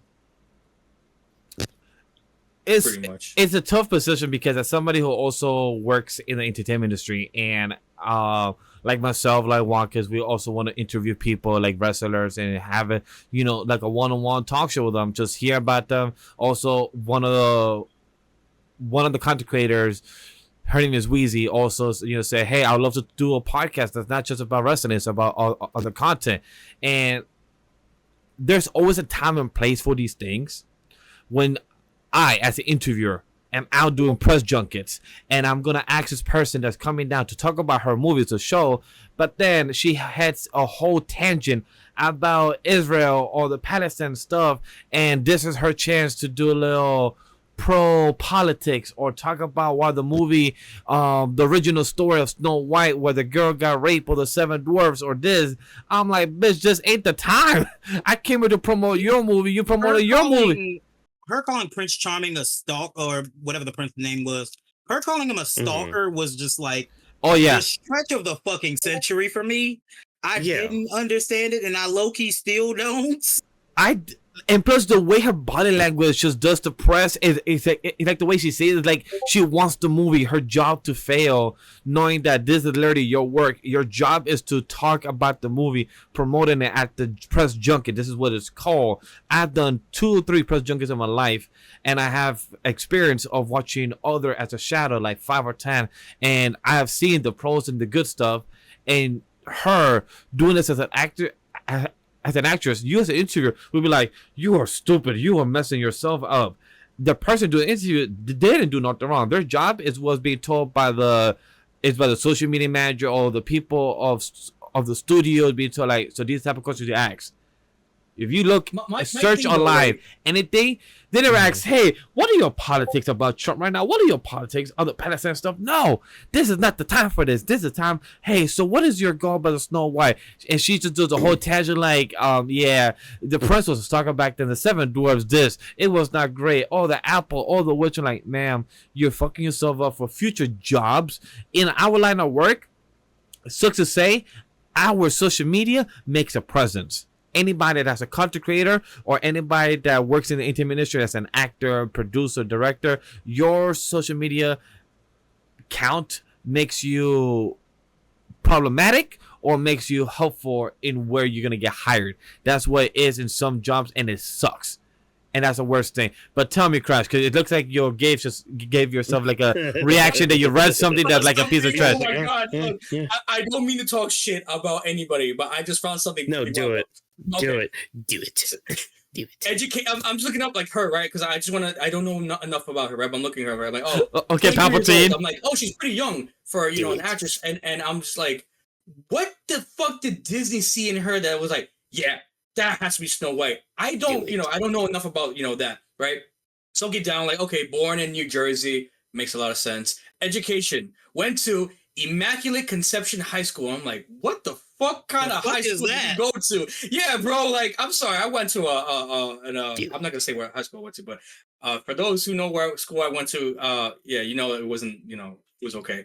But what kind of fucking name is that? That kind of just says a lot. But also, college. What the fuck is Whawkins got going on? Conception High School. Bro's Palpatine or not? He's like in the zone. He's like, I am Palpatine. I become him. I am. Flow through you, bro. Like, I can see where she is mentally. Like with oh, trust me. If you just search her, if you just search. I see the Twitter, IG, and Facebook. I don't want exactly. To but if you just search a compilation of her interview, because I've seen it, and like I used to be part of the media world, and like still am, but I used to be very in depth. I search and everything because that's something I want to do. Press junkets for animation and everything else, and just seeing what she does, like just knowing that. For example, now what'd you find? In March 25th, a variety of articles, a variety of pieces of Tatiana Siegel fame. The politician outspoken, notable of the Trump stuff that she said. Disney efforts to manage her social media of hired, and also the director went from wherever he was, I believe in California, to New York to stop her to do press junkets because she's bombing more of the film and bombing her interviews of what she does. So the director had to do something, and then the director's son, I believe, has a podcast. And one of his comment section about his podcast was saying that you shouldn't have your father go to where she works and do what she does for work, promote the movie. He literally said, oh, you want to do this now? By the way, chat, I'm paraphrasing. But he just said, you want to do this? Fine, I'll do this. Her job is to promote. She's under contract. She's supposed to watch what she says. There is a world of freedom of speech, but there's a limit when you're under contract and you're supposed to do a job and you're not doing your job correctly. Of course, my father, her boss, the director, will come and stop what she's doing. And I'm like, the son is not wrong and the dad is not wrong. That's literally it. I get what they're coming from her when it comes to a damn interview was when the only thing I remember was her just yelling, I'm a narcissist. That was yes. She said that publicly and proud when she said, I'm just a narcissist person. And like, yeah, that's how I am. I'm like, it's okay to tell it to your friends. It's okay to keep it to the friend group when you know about your flaws and your friends know about your flaws. But it's not okay when the whole damn world hears it and you acknowledging it and telling it to every fucking once. It's like, this doesn't look good for you to get hired again in the future. It doesn't. Okay, no, I did a little more research on her. I'll just say it real quick. I'll pass it to the rest of you guys. So she gained wide recognition for playing Maria in Steven Spielberg's musical adaptation for West Side Story. So there's context to that, right? So I'm assuming she got winning the Golden Globe Award for Best Actress Motion Picture Musical Comedy, right? She started debuting as an actress at 19. She is now currently 24, if I read that correctly, or 23. So she's been in like in the entertainment thing for not too long, like not even 5 years, only like 4 years, right? She's only done, if I'm reading this right, 6 fucking movies. She's done West Side Story, the new one that just came out recently, Shazam, Fear of the Gods, which was trash, Hunger Games, the Ballad one, the newest one that came out, which is trash, Y2K, which is the A24. Yeah, I heard good things about that, decent at best. Spellbound, which is I think a Disney movie, and then Snow White. So you're giving a very young actress who has borderlines, and I'm being very honest here, second to none experience on being, an actress, to one of the most iconic roles you can give an actress in any Disney universe. Because let's be real here. Look at the time she was cast as this too. That was 4 years ago. That was 2 years into her acting, apparently. So the fact that I'm seeing this, and I'm seeing, because I'm reading a lot of stuff now, I'm like, I see American, she's Latina, I don't know what to believe. But the fact that I'm only seeing like not a lot of like, background information to her, like in her roles, just shows like, yeah, she's just a very young adult that just thinks she's up there in her high horse because she has these awards and she thinks she's hot shit. But in reality, you're just a kid who still needs to learn about the real world, that you got to be careful what you say and do because that affects everybody. Like, whatever your senses may be, there's a time and place for it. By the way, I just want to say she's 23 years old. She was born in 2001. She's literally almost 10 years younger than us, depending on whoever's watching this, that she's literally part of this new generation and everything. So she has that kind of mindset. I do also want to say that as well for those. Yeah, good. Get good. It's my advice to you. Get good. You didn't get good with this movie. Get good in the next one if you ever do get that. Because if I'm reading this right, apparently her next role is Marvel, which I think is a big rumor. I think it's bullshit. If you do, get good. Because if you fuck up, best believe I'm coming for your ass. Pause. Imagine she becomes Black Cat. Don't fucking do that to me, bro. Don't you fucking do that to me. I don't even know how to respond to that, because if she does become that, every person fan art of dreams for Sydney Sweeney to become Black Cat is just thrown out the way. Like, fuck this shit. All the work a fan art I've been doing over the year just for this bitch to be it. God damn it. She had the perfect body, Sweeney, and everything. Like, god damn. The Assassin Brotherhood is at your service. Name your price. Anything for Sydney Sweeney, please. Anything. Name your price. It will be done. I promise you. I'm saying it right here. Name your fucking price, not her. Anybody but fucking her, please.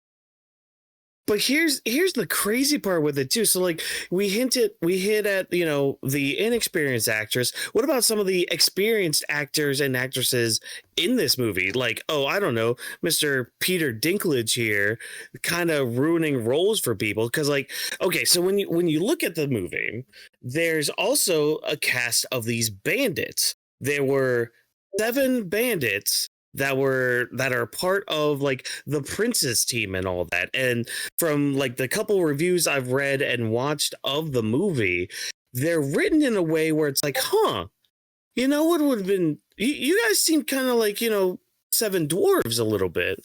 Very interesting that like you guys have this side role now, and like the way the movie's written, because this also went through like a few like rescripts, redrafts, and reshoots and all that. You can pretty much tell that apparently through the movie just by seeing these 7 bandits who are like basically doing this side quest, and it's like, wait, y'all were supposed to be the 7 dwarves. You guys were supposed to be them. And because of Peter Dinklage screwing you guys over and replacing you with what looks worse than the AI chibi art we talked about earlier. Yeah, you guys are fucked now. But that's the thing, it's crazy. It's one thing to use your platform for good and to try to boost everybody around you, but sometimes it can really backfire on you and really make you kind of seem like a dick.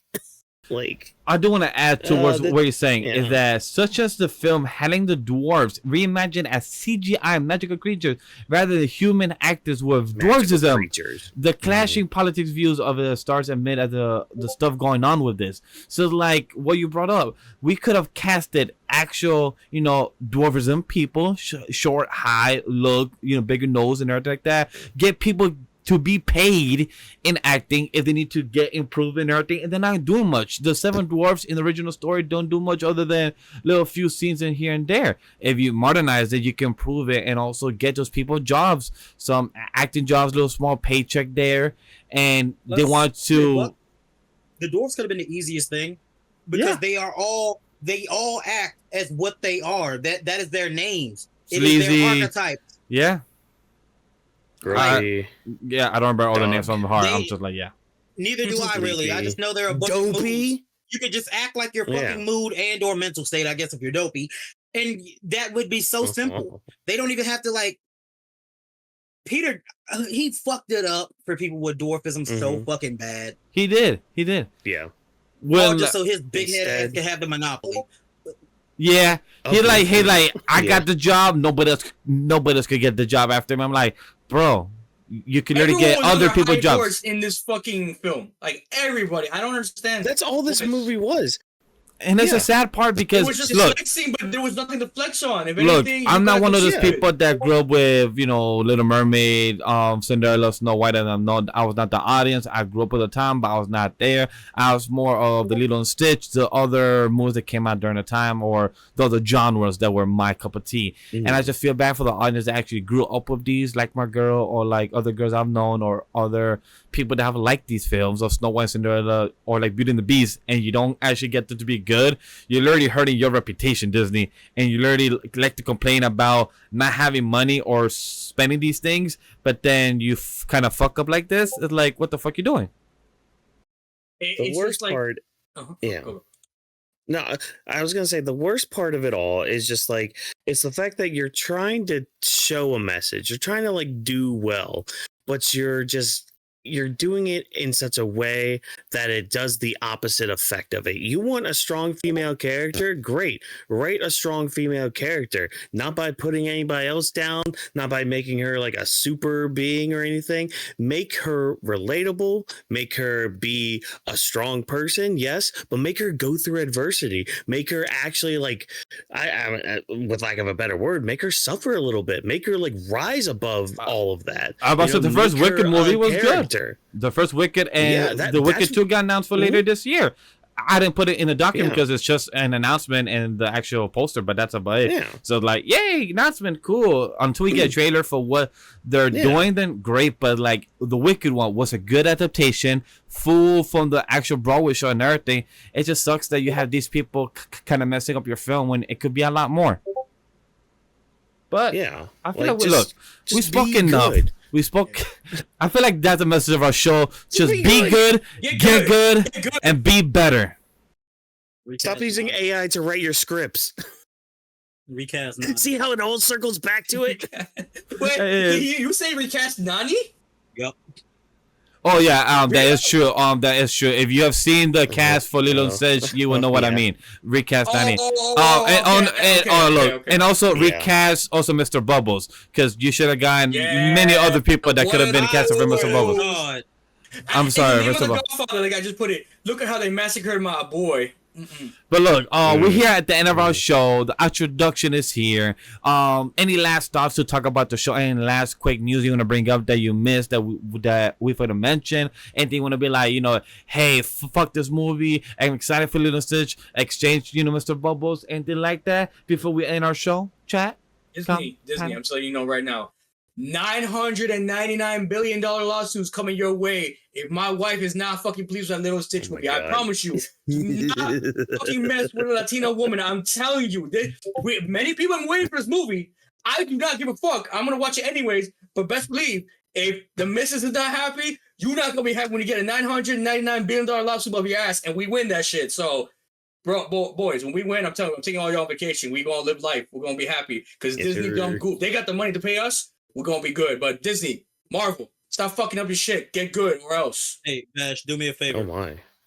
Put Stitch in front of Mario real quick. I want to see something. Oh, my God, yes. I just wanted to see the mustache on him.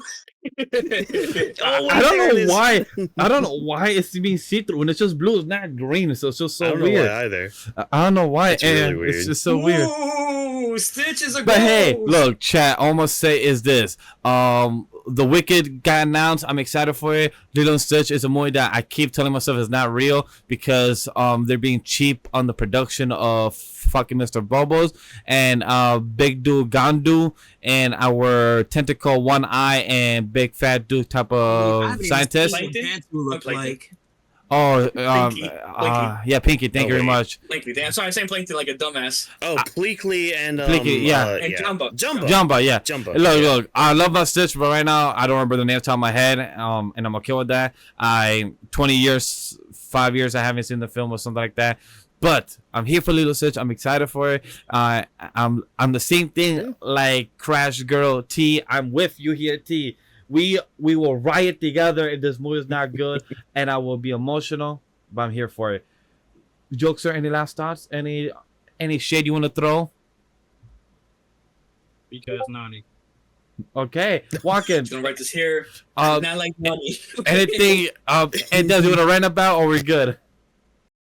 Look, chat, ladies and gentlemen, boys and girls, and everyone out there listening.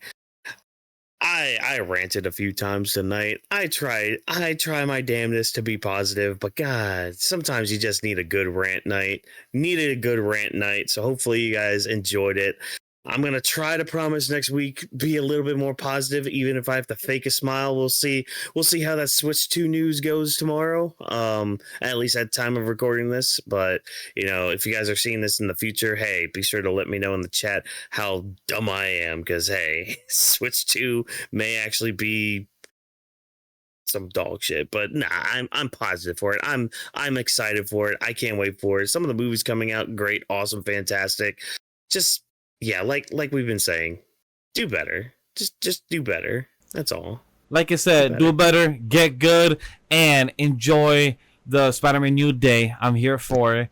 The one thing I will say is next week is Devil May Cry coming out April 4th, April 5th this weekend. So if you're gonna watch it on Netflix, go watch it. We have a new song of Eva songs. I always pronounce her name wrong. Eva Vance. Evanescence. Exactly why. Yeah. Her. I can never pronounce her name. I haven't heard that name in a long time. Oh, she has a good song for Devil May Cry. All the fans out there, go check it out. We have our coverage for next week will be Nintendo Switch 2 and maybe Devil May Cry. Maybe I'll convince the team, be like, yo, let's watch this show. We could do coverage for it. Who knows? If you guys want us to do a little main topic down, let us know in the comments section down below. Without further ado, let's get to the outro, the plugs. Thank you for joining us tonight, for taking the time to listen in. The Animated Podcast is presented by AniMa Studio and our production team, Vash, Whawkins, Roman, Jokester, and our special guest as always, Crash from Off the Bench, and the future website and future articles very, very soon. And don't forget to follow the socials for Off the Brand and the team. All the links are down below in the description. Lastly, share, like, most importantly, get feedback and let us know what you thought of the episode. You guys want to make the show and help us succeed. On behalf of everyone at Anime Week 3 Studio, we thank you for joining us in the Anime Podcast, where we discuss anime, manga, wrestling, webtoons, or entertainment, anything that involves in the pop culture media. See you later. Take care. This podcast is not recorded by a live studio audience. Go and yes, Jokester, spill that cheese of shredded mozzarella in your pancakes and put some syrup on top, and then enjoy that beautiful breakfast of burrito. See you on the next one. No. Don't forget to watch those mangas or read those mangas, Make the extras fall in love. I saw the first chapter right now. It's fire. And I'll be helping the icebreakers from the squad decide to start as a friend. And this is the time to read manga, guys. Go read! Yes, sir. Bye, y'all. I hate you.